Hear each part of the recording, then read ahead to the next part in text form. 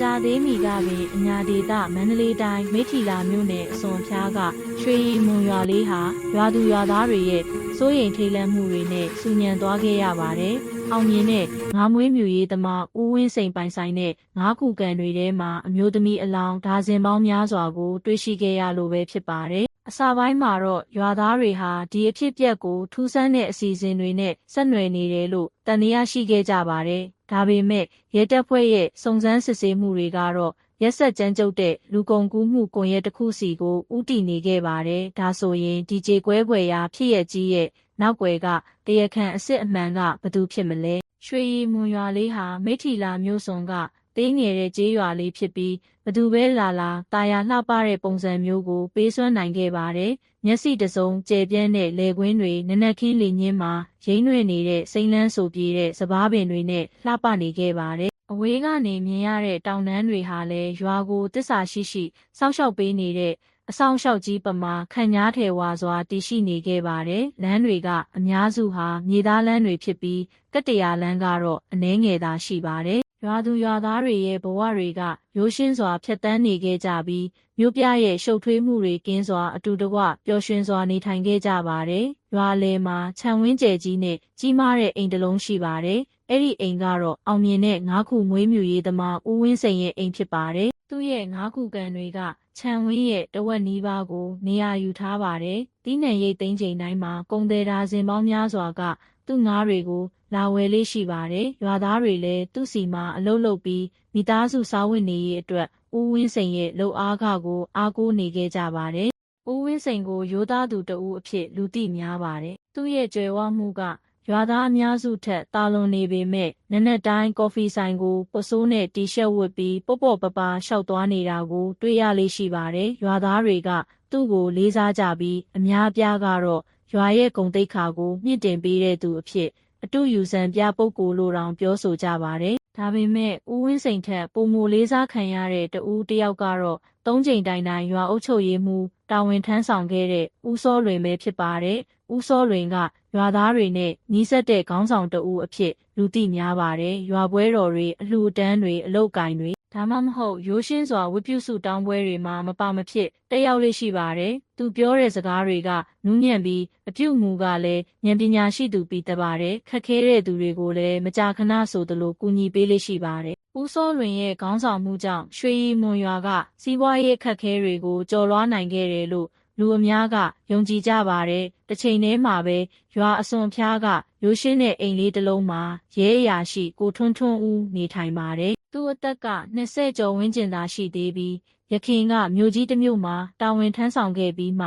မိထီလာကိုအသစ်ပြောင်းရွှေ့လာတာဖြစ်ပါတယ်။သူအလုပ်ကြောင့်ဒေသအသီးသီးကိုမကြာခဏရောက်ခဲ့ရပေမဲ့ဒီရွာလေးကတော့ထူးခြားတယ်လို့ခံစားရပါတယ်။သူ့ရဲ့ငယ်ဘဝမှတ်ဉာဏ်တွေကသူ့စိတ်ထဲမှာခိုင်မြဲစွာရှိနေခဲ့ပါတယ်။လွန်ခဲ့တဲ့နှစ်ပေါင်းများစွာကဒီနေရာတစ်ဝိုက်မှာနေထိုင်ခဲ့ပြီးထူးဆန်းစွာပျောက်ဆုံးသွားခဲ့တဲ့သူ့အမေနဲ့ပတ်သက်တဲ့မှတ်ဉာဏ်တွေပဲဖြစ်ပါတယ်။ကိုထွန်းထွန်းဦးကိုစီကန်းရှိသူတိတ်ဆိတ်သူဒါပေမဲ့စူးစမ်းလိုစိတ်အပြည့်ရှိသူအဖြစ်လူသိများပါတယ်။ညနေပိုင်းတွေမှာသူတဦးရဲ့လေကန်တင်းရိုးတွေမှာရှောက်သွားနေတာကိုရွာသားတွေကမကြာခဏတွေ့ရလေးရှိပါတယ်။စကလုံးတွေနဲ့ဖော်ပြလို့မရတဲ့အရာတစ်ခုခုကိုရှာဖွေနေသလိုမျိုးပါပဲ။ဒီနေ့လဲထုံးစံအတိုင်းရွာရဲ့အငွေအသက်ကတိတ်ဆိတ်အေးချမ်းနေပါတယ်။ကလေးတွေကလမ်းတွေပေါ်မှာစွန်တွေနဲ့ပြေးလွှားဆော့ကစားနေကြပါတယ်။မိခင်တွေကတော့အိမ်ရှိလေကားထစ်မှာထိုင်ပြီးစပားတွေလှမ်းနေကြပါတယ်။ကော်ဖီဆိုင်ပိုင်ရှင်ရဲ့ရေဒီယိုအိုကြီးကထွက်ပေါ်လာတဲ့တေးသံတွေကလည်းပတ်ဝန်းကျင်ကိုပုံမနှွေးထွေးစေပါတယ်။အရာရာတိုင်းကပုံမှန်အတိုင်းပါပဲဘယ်အရာကမှဒီအေးချမ်းမှုကိုမဖျက်ဆီးနိုင်သလိုပါပဲဒါပေမဲ့ဒီအေးချမ်းမှုရဲ့နောက်ွယ်မှာတော့ရွာသူရွာသားတွေသတိမထားမိတဲ့အရာတစ်ခုရှိနေပါတယ်ဦးဝင်းစိန်ရဲ့ငါးခုကန်ကလုံသမားတွေဟာငါးကန်နောက်ဘက်ကထူးဆန်းတဲ့အနံ့အသက်ဆိုးတွေကြောင့်အကြိမ်ကြိမ်ညှဉ်းညူခဲ့ကြပါတယ်သူတို့ကငါးစာနဲ့ရောနေတဲ့ရွှွနှံ့တာဖြစ်မယ်လို့ထင်ခဲ့ကြပါတယ်ဦးဝင်းစိန်ကိုယ်တိုင်ကလည်းဒီကိစ္စကိုတိတ်အလေးမထားခဲ့ပါဘူးငါးမွေးမြူရေးခြံဆိုတော့ဒီလိုအနှံ့တွေကရှိမှာပဲလို့သူကတွေးခဲ့ပါတယ်အလုပ်သမားတွေကလည်းသူတို့စိတ်ထဲမှာတခုခုမားနေတယ်လို့ခံစားနေရပေမဲ့ဆက်မပြောဘဲနေခဲ့ကြပါတယ် ရွာဓမ္မာယုံမှာတော့ဦးစောလွင်ဟာစပားရိတ်သိမ်းပွဲအတွက်အလှူဒန်းတွေပြင်ဆင်နေပါတယ်။ရွာသားအားလုံးကိုစုပေါင်းပါဝင်ဖို့သူတောင်းဆိုခဲ့ပါတယ်။ကျွန်တော်တို့ရဲ့ရိုးရာဓလေ့တွေကိုထိန်းသိမ်းထားရမယ်လို့သူကဖော်ရွေစွာပြုံးပြီးပြောခဲ့ပါတယ်။ဘသူကမှငင်းဆန်ရဲခဲ့ခြင်းမရှိပါဘူး။ဦးစောလွင်ကအမြဲတမ်းလေးစားခံရတဲ့ခေါင်းဆောင်တဦးဖြစ်ခဲ့တာကြောင့်လူတိုင်းကနာခံခဲ့ကြပါတယ်။ညနေပိုင်းမှာရွာပြင်ကနေအလုတ်ကပြန်လာတဲ့ကိုထွန်းထွန်းဦးကသူ့အိမ်ရှိလေကားထစ်မှာထိုင်နေပါတယ်။အဝေးကမြင်နေရတဲ့ဦးဝင်းစိန်ရဲ့ငါးခုကန်ဘက်ကိုသူငေးကြည့်နေခဲ့ပါတယ်။ဘာဖြစ်လို့လဲမသိရှင်းပြလို့မရတဲ့မကောင်းတဲ့ခံစားချက်တစ်ခုကိုခံစားနေရပါတယ်။လေးနဲ့အတူပါလာတဲ့အနံ့ဆိုးတွေကသူ့ကိုအနှဲငယ်ပြုတ်အံ့ခြင်းသလိုဖြစ်စေခဲ့ပါတယ်။နွေရာသီမှာရွှွတွေခြောက်သွားတာကြောင့်သာဖြစ်မယ်လို့သူတွေးပြီးလစ်လျူရှုဖို့ကြိုးစားခဲ့ပါတယ်။ညရောက်လာတော့ရွှေရည်မွန်ရွာကတိတ်ဆိတ်ငြိမ်သက်သွားပါတယ်။ပရစ်အော်တန်တွေကသာအဖော်ပြုနေခဲ့ပါတယ်။လမ်းမီးတွေကမိန်ဖြော့ဖြော့ဖြစ်နေပြီးအချို့နေရာတွေမှာတော့မီးတောင်ငိမ့်နေခဲ့ပါတယ်။ဦးဝင်းစိန်ရဲ့အိမ်သားမှာအလုသမားအချို့ကငါးကန်တွေနားမှာအလုရှုပ်နေကြပါသေးတယ်။ပိုက်ကွန်တွေလဲပြီးငါးစာတွေကျွေးနေကြတာပါ။ဘသူကမှငါးကန်တွေကမင်းမောင်နေတဲ့ရေတွေကရွာတစ်ခုလုံးကိုလှုပ်ခတ်စေမဲ့ဆိုးရွားတဲ့လျှို့ဝှက်ချက်တွေကိုဖုံးကွယ်ထားတယ်ဆိုတာကိုသတိမထားမိခဲ့ပါဘူး။ဦးစောလွင်ကရွာသားတဦးရဲ့အိမ်ကနေပြန်လာမှငါးကန်ဘေးကလမ်းကြားလေးကိုဖျက်လျှောက်လာခဲ့ပါတယ်။သူ့အကြည့်ကရေလိုင်းထနေတဲ့ငါးကန်ဘက်ကိုအနှဲငယ်ရောက်သွားခဲ့ပေမဲ့သူ့မျက်နှာမူအရာကတော့ပုံမှန်အတိုင်းပါပဲဒီမြင်ကွင်းကိုရင်းနှီးနေသူတဦးလိုမျိုးသူကခိုင်မာတဲ့ခြေလမ်းတွေနဲ့ရှောက်သွားခဲ့ပါတယ်။ကိုထွန်းထွန်းဦးကသူ့အိမ်လေကားထစ်မှာနိုးနေပါသေးတယ်။ဘာဖြစ်လို့လဲမသိအဲ့ဒီညကသူအိတ်မပျော်ခဲ့ပါဘူး။ဒီရွာမှာတခုခုဖြစ်တော့မယ်လို့သူခံစားနေရပါတယ်။လူများပြားရဲ့ဘဝကိုပြောင်းလဲစေမဲ့တခုခုဖြစ်နိုင်ပြီးသူ့ဘဝကိုလည်းပြောင်းလဲစေနိုင်တာမျိုးပါသူကျယ်ရီပြည့်နေတဲ့ကောင်းကင်ကိုကြည့်ပြီးတိုးတိုးလေးပြောလိုက်ပါတယ်အမေတကယ်လို့သားသာအမှန်တရားကိုရှာတွေ့နိုင်ခဲ့ရင်အဲ့ဒီညမှာတော့ဘသူမှမသိလိုက်ခင်မှာရွှေရီမွန်ရွာကငါးခုကန်နောက်ွယ်ကကြီးမားတဲ့လျှို့ဝှက်ချက်တွေပေါ်လာမဲ့နေ့ကိုစောင့်ဆိုင်နေခဲ့ပါတယ်ရွာရဲ့အေးချမ်းမှုကိုပျက်စီးစေမဲ့လေးစားခံရသူတွေရဲ့ကောက်ကျစ်တဲ့ပတ်ချမ်းကိုဖော်ထုတ်မဲ့ကိုထွန်းထွန်းဦးကိုမပြီးပြတ်သေးတဲ့သူ့အတိတ်ရဲ့ရေဝဲတဲ့ဆွဲသွင်းသွားမဲ့လျှို့ဝှက်ချက်တွေပဲဖြစ်ပါတယ်မနက်ခင်းမှာတော့နေရောင်ကြီးကတစ်ပင်တွေကြားကနေဖြည်းဖြည်းချင်းထိုးဖောက်ဝင်ရောက်လာပြီးတိတ်ဆိတ်ငြိမ်သက်နေတဲ့ရွှေရည်မွန်ရွာကိုလင်းထိန်စေခဲ့ပါတယ်လယ်သမားတွေကလယ်တော်အစီကိုသွားဖို့ပြင်ဆင်နေကြပြီးကြက်ဖော်အတန်တွေကလည်းပြန့်လွင့်နေခဲ့ပါတယ်အရာရာတိုင်းကပုံမှန်အတိုင်းဖြစ်ပြီးဒီနေ့လဲထုံးစံအတိုင်းပဲဖြစ်သွားလိမ့်မယ်လို့ထင်ရပါတယ်ဒါပေမဲ့အဲ့ဒီမနက်ခင်းကသူတို့ဘယ်တော့မှမေ့နိုင်မဲ့ကြရက်ရိုက်မှုကြီးရဲ့အစဖြစ်လာမယ်ဆိုတာဘယ်သူကမှမသိခဲ့ပါဘူးဦးဝင်းစိန်ရဲ့ငါးခုကန်မှာအလုသမားအချို့ကရေတွေလဲလှယ်နေကြပါတယ်အရင်ညကမိထီလာဒေတာကိုမိုးသေးထန်စွာရွာသွန်းခဲ့တာကြောင့်ငါးကန်ရေတွေရှမ်းပြီးညစ်ပတ်နေခဲ့ပါတယ်အလုသမားတဦးဖြစ်တဲ့ကိုကြီးမွန်ကငါးကန်ရေချို့ကိုစုပ်ထုတ်ဖို့ရေစုပ်ဆက်ကိုချလိုက်ပါတယ်။ပုတ်အနံ့တွေကချက်ချင်းဆိုသလိုသူတို့နှာခေါင်းထဲကိုထိုးပေါက်ဝင်ရောက်လာခဲ့ပါတယ်။ဆရာဒီအနံ့ကပိုဆိုးလာသလိုပဲပုံမှန်ရွှွနှံ့တော့မဟုတ်ဘူးလို့ကိုကြီးမွန်ကသူ့တီရှပ်နဲ့နှာခေါင်းကိုပိတ်ပြီးညင်းညူပြောလိုက်ပါတယ်။နောက်အလုသမားတဦးဖြစ်တဲ့ကိုစိုးကတော့ခေါင်းကိုတာယမ်းပြပါတယ်။အော်ကျွတ်တေကြောင့်ဒီဖြစ်မှာပေါ့ပုံမှန်ပါပဲလို့သူကပြောလိုက်ပါတယ်။ဒါပေမဲ့ငါးကန်ရည်တွေပုံမနှဲပါလာတဲ့အခါမှာတော့ရွှေအောက်ခြေမှာတခုခုပေါ်လာခဲ့ပါတယ်။အစာပိုင်းမှာတော့ရေပေါ်မှာပေါ်နေတဲ့အဝတ်ပုံလေးလိုဝါးဝါးလေးမြင်ရပါတယ်။ဒါပေမဲ့အချိန်ကြာလာတာနဲ့အမျှပုံတံကပုံမရှင်းလင်းလာခဲ့ပါတယ်။ရှည်လျားစွာဖွာလန်ကျနေတဲ့သပင်တွေခန္ဓာကိုယ်မှာကပ်နေတဲ့အဝတ်စုပ်တွေနဲ့မာကြောနေတဲ့လက်တွေက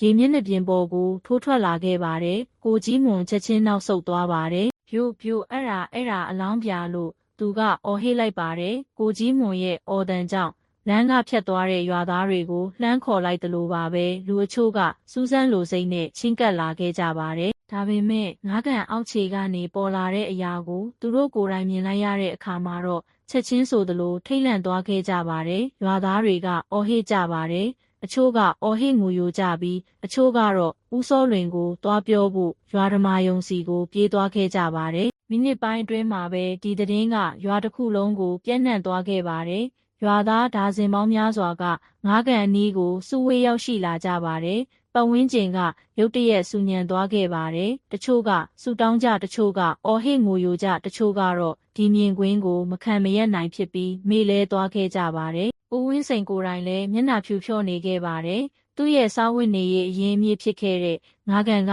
ဒီလောက်ကြောက်စရာကောင်းတဲ့အရာတွေကိုဖုံးကွယ်ထားတယ်ဆိုတာကိုသူယုံကြည်လို့မရနိုင်ခဲ့ပါဘူး။ကျွန်တော်ဘာမှမသိဘူးလို့တုန်လှုပ်နေတဲ့အတန်နဲ့သူပြောလိုက်ပါတယ်။ဖျားသခင်ကြွယ်ဝပါစေကျွန်တော်ဘာမှမသိဘူးလို့သူပြောလိုက်ပါတယ်။မကြခင်မှာပဲဦးစောလွင်ကရွာဖွဲ့ဝင်အချို့နဲ့အတူရောက်လာခဲ့ပါတယ်။သူကရွာသားတွေကိုစိတ်အေးထားဖို့ကြိုးစားခဲ့ပါတယ်။အားလုံးစိတ်အေးထားပါဘာမှကြိုတင်တွေးမနေကြနဲ့ဒီကိစ္စကိုရဲလက်ထဲအပ်လိုက်ကြဆိုလို့သူကပြောလိုက်ပါတယ်။သူ့စကားတန်ကတည်ငြိမ်ပေမဲ့သူ့မျက်နှာကိုတော့ခံမရခတ်နေခဲ့ပါတယ်။အနီးနားကရဲစခန်းကရဲတွေကလည်းအစီရင်ခံစာရပြီးတာနဲ့ချက်ချင်းရောက်လာခဲ့ပါတယ်။ရဲစည်းရိုးတွေတက်ဆင်လိုက်ပြီးရွာသားတွေကိုနောက်ဆုတ်ခိုင်းလိုက်ပါတယ်။ဒါပေမဲ့စူးစမ်းလိုစိတ်ကြောင့်အများပြားကချောင်းကြည့်ဖို့စူးစမ်းနေခဲ့ကြပါတယ်။ရဲအချို့ကငါးကန်ထဲကိုပိုက်ကွန်ကြီးကိုတတိထားပြီးချလိုက်ပါတယ်။ပိုက်ကွန်ကိုဆယ်ယူလိုက်တဲ့အခါမှာတော့အမျိုးသမီးငယ်တဦးရဲ့ကိုယ်ခန္ဓာကရေပေါ်ကိုပါလာခဲ့ပါတယ်။သူမရဲ့ခန္ဓာကိုယ်ကရွှွန့်တွေပြည့်နေပြီးမျက်နှာကိုလည်းမမှတ်မိနိုင်လောက်အောင်ဖြစ်နေခဲ့ပါတယ်။ရွာသားတွေရဲ့အော်တန်တွေထပ်မံထွက်ပေါ်လာခဲ့ပါတယ်။ဖျားသခင်အများကြီးပဲတယောက်တည်းမဟုတ်ဘူ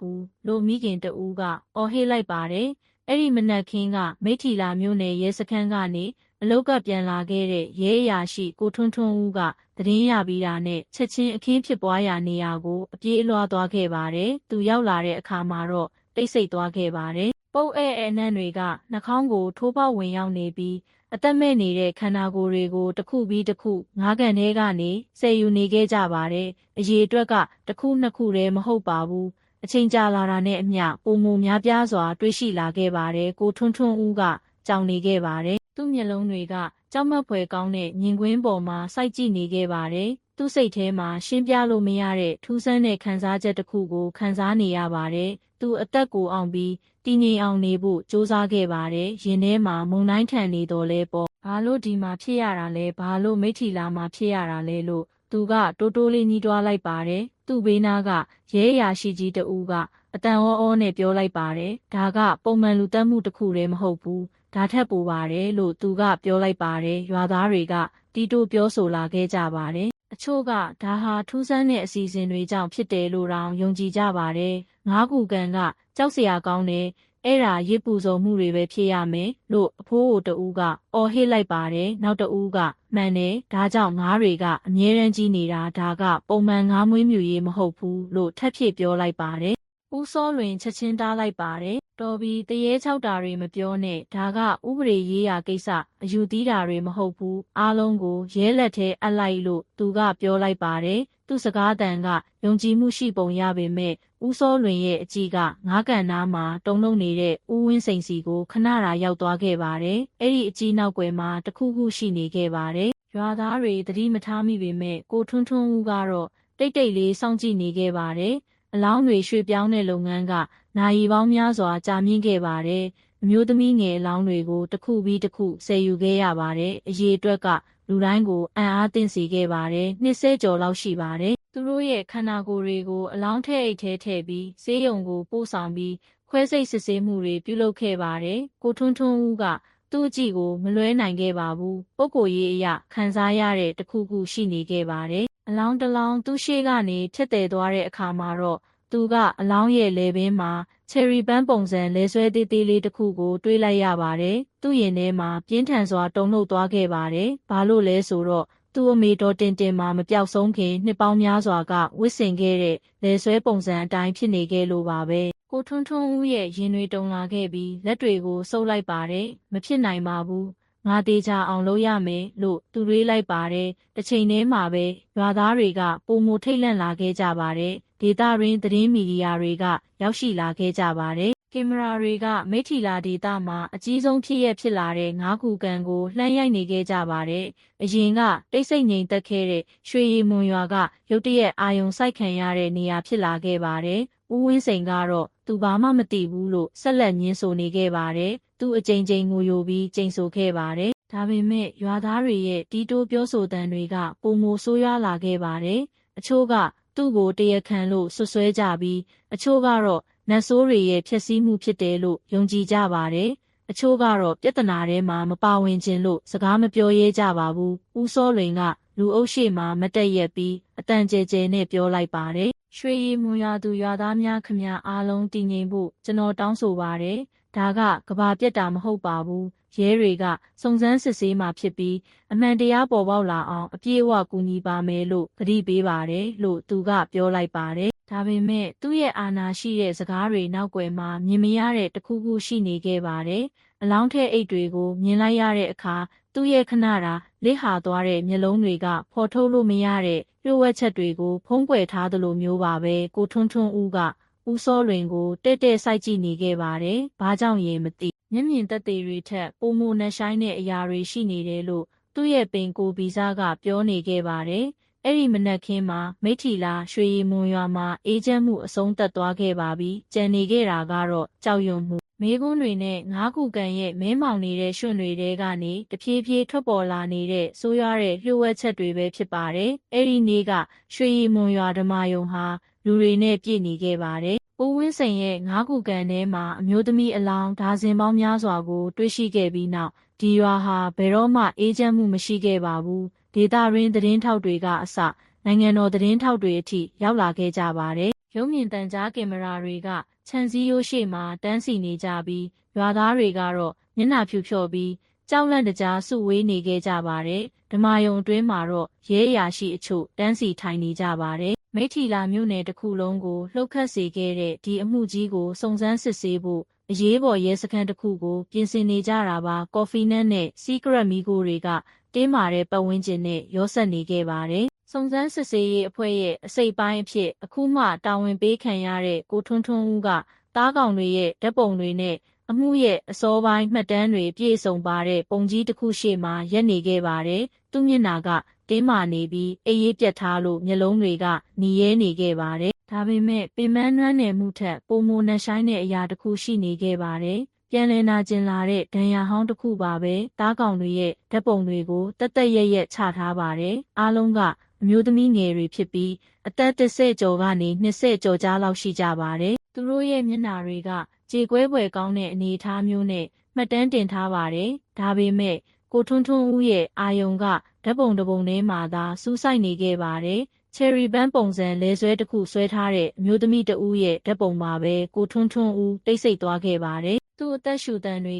ကမြန်ဆန်လာပြီးနှလုံးခုန်နှုန်းတွေကလည်းပုံမှန်မဟုတ်တော့ပါဘူး။သူအဲ့ဒီလဲဆွဲကိုမှတ်မိနေခဲ့ပါတယ်။အဲ့ဒါကသူ့အမေဒေါ်တင်တင်မှာနှစ်အလောက်ဝစ်ဆင်ခဲ့တဲ့လဲဆွဲပဲဖြစ်ပါတယ်။မှတ်ဉာဏ်ဟောင်းတွေကသူ့စိတ်ထဲကိုပြန်လည်ရောက်ရှိလာခဲ့ပါတယ်။သူငယ်ငယ်လေးကသူ့အမေခြေရလက်ရမချမ်းပဲပျောက်ဆုံးသွားခဲ့တဲ့ညကိုပြန်မဲ့ရလာခဲ့ပါတယ်။ဘသူကမှသူမပဲရောက်သွားလဲဆိုတာကိုမသိခဲ့ကြပါဘူး။ကိုထွန်းထွန်းဦးရဲ့ရင်ထဲမှာတော့နာကျင်မှုတွေသာကြံခဲ့ပါတယ်။ရဲအရာရှိကြီးတဦးရဲ့အတန်ကသူ့အတွေးတွေကိုဖျက်တောက်လိုက်ပါတယ်။ထွန်းထွန်းဦးအာယုံစိုက်ပါကျွန်တော်တို့ကအင်အားကြီးတဲ့စုံစမ်းစစ်ဆေးရေးမှုတဦးကိုလိုအပ်တယ်ကို့အတွေးထဲမှာနင်မွန်းနေတဲ့သူမျိုးကိုမလိုချင်ဘူးလို့သူကပြောလိုက်ပါတယ်ကိုထွန်းထွန်းဦးကဖြည်းဖြည်းလေးခေါင်းငိမ့်လိုက်ပါတယ်တောင်းပန်ပါတယ်ဘုံမူကျွန်တော်အစင်သင့်ပါပဲလို့သူကပြောလိုက်ပါတယ်ဦးစောလွင်ကတည်ငြိမ်တဲ့ခြေလမ်းတွေနဲ့အခန်းထဲကိုဝင်လာခဲ့ပါတယ်ရွာဖွဲ့ဝင်အချို့လည်းသူ့နောက်ကနေလိုက်ပါလာပါ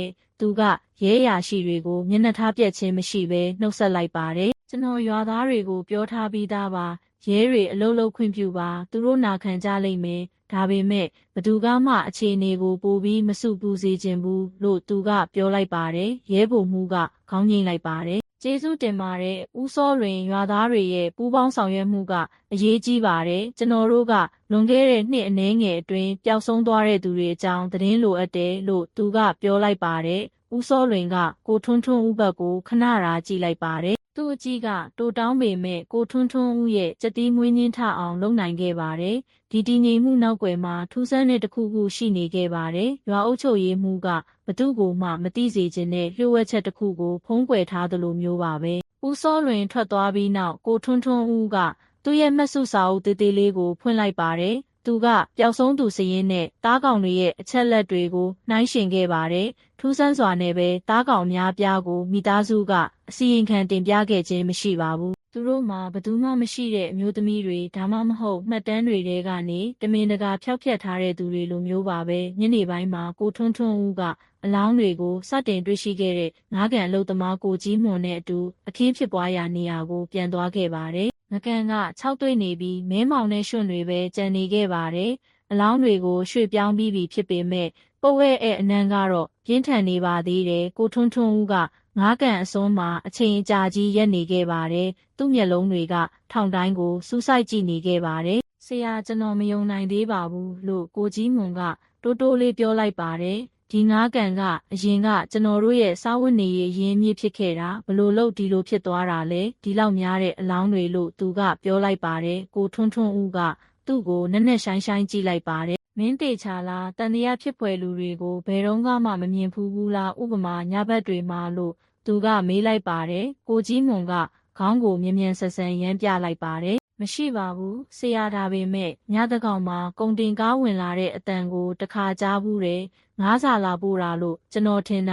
ဘာလို့လဲဆိုတော့ဦးဝင်းစိန်ကအများကြီးမာလေးရှိတယ်လေဒါပေမဲ့ထူးဆန်းတာကကျွန်တော်သွားကြည့်ဖို့စူးစမ်းတဲ့အခါမှာကုန်တင်ကားကဘယ်ရောက်သွားလဲမသိပဲထွက်သွားနေပြီလို့သူကပြောလိုက်ပါတယ်မှတ်တမ်းအစ်လို့ကိုထွန်းထွန်းဦးကချက်ချင်းရေးမှတ်လိုက်ပါတယ်သူ့ရဲ့ပင်ကိုဗီဇကဒီယိုရှင်းနဲ့ဇလန်းနောက်ွယ်မှာကြီးမားတဲ့တစ်ခုခုရှိနေတယ်လို့ပြောနေခဲ့ပါတယ်။ညရောက်လာတော့ကိုထွန်းထွန်းဦးကရွာမှာနေထိုင်တဲ့သူ့ရဲ့ရဲစခန်းအိမ်လေးစီကိုပြန်ရောက်လာခဲ့ပါတယ်။မိကမိန်ဖြော့ဖြော့ဖြစ်နေပြီးအေးဆက်တဲ့လေကသူ့ရဲ့စိတ်ပူပန်မှုတွေကိုပိုတိုးစေခဲ့ပါတယ်။သူကသူ့ရဲ့စပွဲမှာထိုင်ပြီးသားကောင်တွေရဲ့ဓာတ်ပုံတွေကိုပြန်ဖွင့်ကြည့်နေခဲ့ပါတယ်။သူ့မျက်လုံးတွေ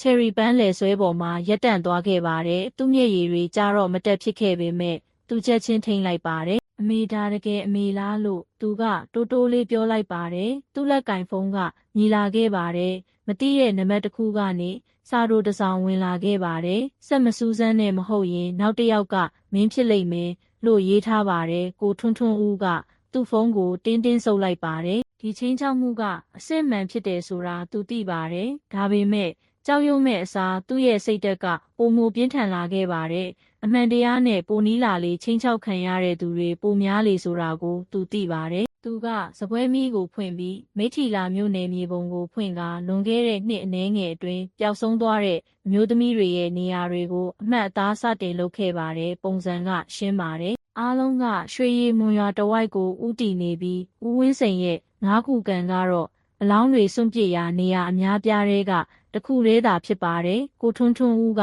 အသက်ပြင်းပြင်းရှူလိုက်ပါတယ်။ဒါကပုံမှန်လူတွေရဲ့လုပ်ရက်မဟုတ်ပါဘူး။ဒါကကွန်ရက်တစ်ခုပါပဲ။အဲဒီညမှာတော့ဒီအမှုကဒေတာရင်းဖြစ်ရဲ့ဆိုးတစ်ခုတည်းမဟုတ်ဘူးဆိုတာကိုသူပထမဆုံးအကြိမ်သဘောပေါက်ခဲ့ပါတယ်။ဒါကစနစ်တကျစီစဉ်ထားတဲ့ရာဇဝတ်မှုဖြစ်ပြီးသူဘယ်တော့မှမထင်ထားခဲ့တဲ့လူတွေလည်းပါဝင်နေတာပဲဖြစ်ပါတယ်။အပြင်ဘက်မှာခွေးအော်တန်တွေကရှေလျားစွာမြည်ခဲနေခဲ့ပါတယ်။ကြီးမားတဲ့မုန်တိုင်းကြီးလာတော့မယ်ဆိုတဲ့အမှတ်သားလိုမျိုးပါပဲကိုထွန်းထွန်းဦးကသူ့မတ်စုစာအုပ်ကိုပိတ်ပြီးတိတ်ဆိတ်နေတဲ့ရွာကိုပြတင်းပေါက်ကနေငေးကြည့်နေခဲ့ပါတယ်သူ့ရင်ထဲမှာတော့ဘလို့အနေရတွေပဲရှိနေပါစေဒီအရာတွေအားလုံးရဲ့နောက်ွယ်ကတရားခံကိုဖော်ထုတ်မယ်လို့သူကတိပြုလိုက်ပါတယ်သူ့ရဲ့ခြေလမ်းတွေကမှန်တရားစီကိုဥတီနေခဲ့ပါတယ်ဒါပေမဲ့ရွှေရီမွန်ရွာကိုဖုံးလွှမ်းနေတဲ့ဆိုးရွားတဲ့လျှို့ဝှက်ချက်တွေရဲ့နက်နေတဲ့ခြောက်သေးကိုသူ့ကိုပုံမိုးနဲ့ဆိုင်စွာဆွဲသွင်းသွားလိမ့်မယ်ဆိုတာကိုသူသတိမထားမိခဲ့ပါဘူးမနက်ခင်းမှာရွှေရီမွန်ရွာဓမ္မယုံကကော်ဖီနဲ့တင်းမာတဲ့မျက်နှာအမူအရာတွေနဲ့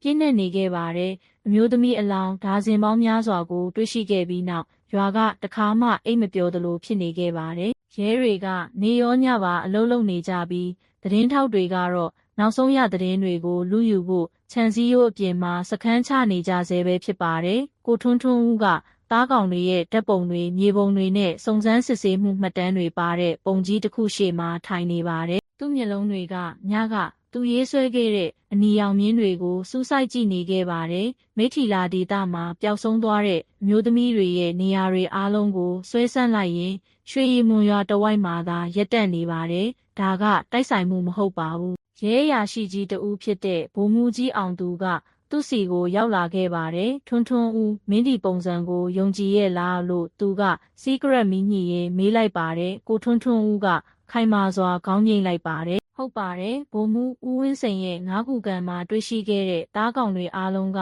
ပုံစံတူပါပဲသူတို့ကပုံမှန်အတိုင်းလိုပျောက်ဆုံးနေတာပါလာပေါင်းများစွာချပြီးတယောက်ပြီးတယောက်ပျောက်ကွယ်သွားခဲ့ကြပြီးနေရာတွေအားလုံးကဒီနေရာကိုပဲဥတီနေပါတယ်လို့သူကပြောလိုက်ပါတယ်ဗိုလ်မှူးကြီးအောင်သူကအသက်ပြင်းပြင်းရှူလိုက်ပါတယ်အဲ့ဒါသာမှန်တယ်ဆိုရင်ဒါကကွန်ရက်တစ်ခုရဲ့လုပ်ရက်ပဲကစားခုံစားလုပ်သူတဦးရဲ့လုပ်ရက်မဟုတ်ဘူးကျွန်တော်တို့ကလေ့ကျင့်ထားတဲ့အဖွဲ့အစည်းတစ်ခုနဲ့ရင်ဆိုင်နေရတာပါလို့သူကပြောလိုက်ပါတယ်ကိုထွန်းထွန်းဦးကတဲ့စိုက်ကြည့်လိုက်ပါတယ်ကျွန်တော်လည်းအဲ့လိုယုံကြည်ပါတယ်ပြီးတော့ငါးကန်ကအလောင်းဆုံးပြစ်ရာနေရာတစ်ခုတည်းပဲလို့လည်းကျွန်တော်ယုံကြည်ပါတယ်လို့သူကပြောလိုက်ပါတယ်နောက်ထပ်နေရာတွေလည်းရှိနိုင်ပါတယ်လို့သူကထပ်ဖြည့်ပြောလိုက်ပါတယ်သူတို့စကားပြောဆိုနေတာကိုဦးစောလွင်ကမျက်နှာတီတီနဲ့ဝင်ရောက်လာတဲ့အခါမှာတော့ပြတ်တောက်သွားခဲ့ပါတယ်သူကရွာသားအချက်လက်တွေပါတဲ့ဖိုင်တွဲထူကြီးတစ်ခုကိုတည်လာခဲ့ပါတယ်ဒီဟာကလွန်ခဲ့တဲ့9နှစ်အတွင်းမိထီလာဒေသမှာပျောက်ဆုံးသွားတယ်လို့သတင်းပို့ခဲ့တဲ့အမျိုးသမီးတွေရဲ့စာရင်းပါပဲအများကြီးတော့မရှိပါဘူးဘာလို့လဲဆိုတော့အချို့မိသားစုတွေကတရားဝင်အစီရင်ခံတင်ပြခြင်းမရှိလို့ပါဒါပေမဲ့ဒါကအကူအညီဖြစ်နိုင်ပါတယ်လို့သူကပြောလိုက်ပါတယ်ကိုထွန်းထွန်းဦးကဖိုင်တွဲကိုလက်ခံယူပြီးစာမျက်နှာတွေကိုလှန်ကြည့်လိုက်ပါတယ်အချို့မိတွေကသူ့ကိုကြက်တီးမွေးညင်းထစေခဲ့ပါတယ်တားကောင်များစုကစင်းရဲတဲ့မိသားစုတွေကနေလာတာပါအချို့ကတော့သတင်းမီဒီယာတွေတိတ်မရောက်တဲ့ဝေးလံခေါင်တီတဲ့ရွာတွေကနေလာတာတွေလည်းရှိပါတယ်တစုံတဦးကအားနေပြီးအကာအကွယ်မဲ့ကပျောက်ဆုံးသွားရင်တောင်ဘသူမှလိုက်ရှာမှာမဟုတ်တဲ့သူတွေကိုတမင်တကာပြစ်မှတ်ထားရွေးချယ်ခဲ့တယ်လို့မျိုးပါပဲဒါကစနစ်တကျလှုပ်ဆောင်ထားတာပဲလို့ကိုထွန်းထွန်းဦးကရေရွတ်လိုက်ပါတယ်ဦးစောလွင်ကသူ့ကိုစိုက်ကြည့်လိုက်ပါတယ်မင်းရဲ့အဆိုအရဒီလူတွေကရန်တမ်းပြီးတားကောင်တွေကိုရွေးတာမဟုတ်ဘူးပျောက်ဆုံးသွားတဲ့အမျိုးသမီးအားလုံးမှာတူညီတဲ့အချက်တွေရှိတယ်ငယ်ရွယ်တယ်မိသားစုအကာအကွယ်မဲ့တယ်ပြစ်မှတ်ထားဖို့လဲလွယ်ကူတယ်လို့သူကပြောလိုက်ပါတယ်ဒါကလူကုန်ကူးမှုကွန်ရက်ရဲ့လုပ်ရက်ပဲလို့သူက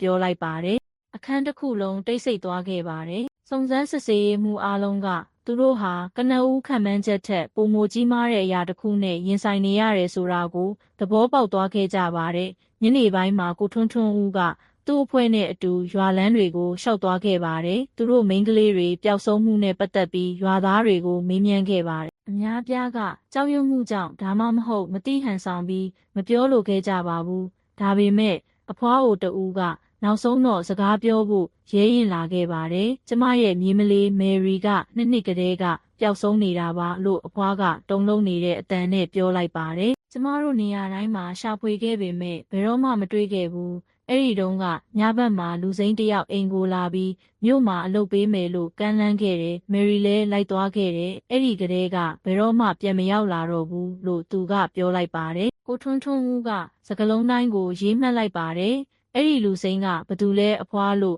့သူကမေးလိုက်ပါတယ်အဖွားကခေါင်းရမ်းပြလိုက်ပါတယ်ကျမမသိဘူးဒါပေမဲ့သူဦးစောလွင်ရဲ့အိမ်ကိုခဏဝင်သွားတာကိုကျမမြင်ခဲ့တယ်ရင်းနှီးတဲ့သူတယောက်လိုပဲလို့သူကပြောလိုက်ပါတယ်ကိုထွန်းထွန်းဦးတောင့်တင်းသွားခဲ့ပါတယ်ဒီစကလုံးတွေကသူ့ကိုရိုက်ချလိုက်တယ်လို့ပါပဲအချိန်ကြာကြီးလေးစားခံရတဲ့ရွာအုပ်ချုပ်ရေးမှူးဦးစောလွင်သူကရင်ထဲကခန်းစားချက်တွေကိုထိန်းချုပ်ဖို့စ조사ခဲ့ပါတယ်ရန်တမ်းမလုပ်ဖို့လည်းစ조사ခဲ့ပါတယ်ဒါပေမဲ့သူ့ရဲ့ပိန်ကိုဗီဇကပုံမပြင်းထန်လာခဲ့ပါတယ်။ဦးစောလွင်နဲ့ပတ်သက်ပြီးတခုခုမှားနေခဲ့ပါတယ်။ညရောက်လာတော့ကိုထွန်းထွန်းဦးကသူ့ရဲ့ရဲစခန်းအိမ်ကိုပြန်ရောက်လာပြီးမီးမိန်အောက်ကစပွဲမှာထိုင်လိုက်ပါတယ်။တားကောင်တွေရဲ့ဓာတ်ပုံတွေကိုပြန်ဖွင့်ကြည့်ပြီးတဦးချင်းစီပျောက်ဆုံးသွားတဲ့ပုံစံတွေကိုသတိထားကြည့်လိုက်ပါတယ်။ဖြစ်ရအားလုံးကဆက်နေပါတယ်။တပ်တွေအချို့ကညဘက်အချို့မှာရွာထဲကိုကုန်တင်ကားအကြီးကြီးတွေဝင်လာတာကိုမြင်တွေ့ခဲ့ရတယ်လို့တောင်ပြောခဲ့ကြပါတယ်။သူ့မှတ်တမ်းတွေထဲမှာနင်မွန်းနေတော့မ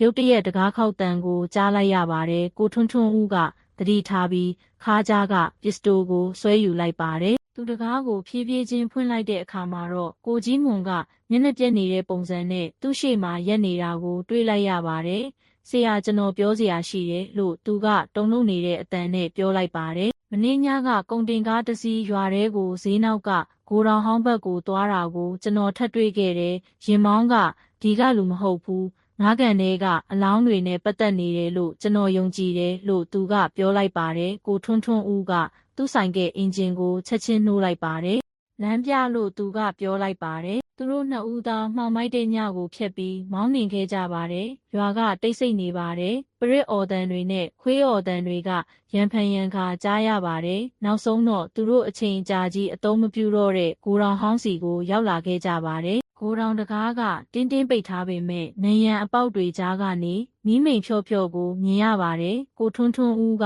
ဒူးထောက်ပြီးအပေါက်သေးသေးလေးကနေချောင်းကြည့်လိုက်ပါတယ်။သူ့မျက်လုံးတွေကျဲသွားခဲ့ပါတယ်။ဂိုဒေါင်ထဲမှာခန္ဓာကိုယ်ထွားကြိုင်းတဲ့အမျိုးသားအချို့ကကုန်တင်ကားထဲကနေအိတ်တွေချနေကြပါတယ်။ပုံမှန်အိတ်တွေမဟုတ်ပါဘူး။အိတ်တွေကြားကနေအမျိုးသမီးတဦးရဲ့လက်တွေထွက်နေတာကိုကိုထွန်းထွန်းဦးကရှင်းရှင်းလင်းလင်းမြင်လိုက်ရပါတယ်။ကိုထွန်းထွန်းဦးရဲ့နှလုံးခုန်နှုန်းတွေကမြန်ဆန်လာခဲ့ပါတယ်။သူ့အမြင်အာရုံကမမှားဘူးဆိုတာကိုသူသေချာအောင်လုပ်ခဲ့ပါတယ်။ဖျားသခင်ဒါကတကယ်ပဲလူကုန်ကူးမှုကွန်ရက်ပဲလို့သူကတိုးတိုးလေးပြောလိုက်ပါတယ်။ဒါပေမဲ့သူဆက်လက်လှုပ်ဆောင်ဖို့မစွန့်စားခင်မှာဂိုဒေါင်ထဲကလူတဦးကတကားဘက်ကိုလှည့်ကြည့်လိုက်ပါတယ်။ကိုထွန်းထွန်းဦးနဲ့ကိုကြီးမွန်ချက်ချင်းကုန်ပြီးမမြင်အောင်နေခဲ့ကြပါတယ်။ကိုထွန်းထွန်းဦးကကိုကြီးမွန်ရဲ့လက်မောင်းကိုဆွဲလိုက်ပါတယ်။ကျွန်တော်တို့အခုချက်ချင်းသွားရမယ်။အကယ်၍ကျွန်တော်တို့အဖမ်းခံရရင်အဲ့ဒီနေရာမှာပဲတေးရလိမ့်မယ်လို့သူကပြောလိုက်ပါတယ်။တတိထားပြီးသူတို့နောက်ဆုတ်ပြီးဆိုင်ကယ်စီကိုပြေးခဲ့ကြပါတယ်။ချွေးအေးတွေက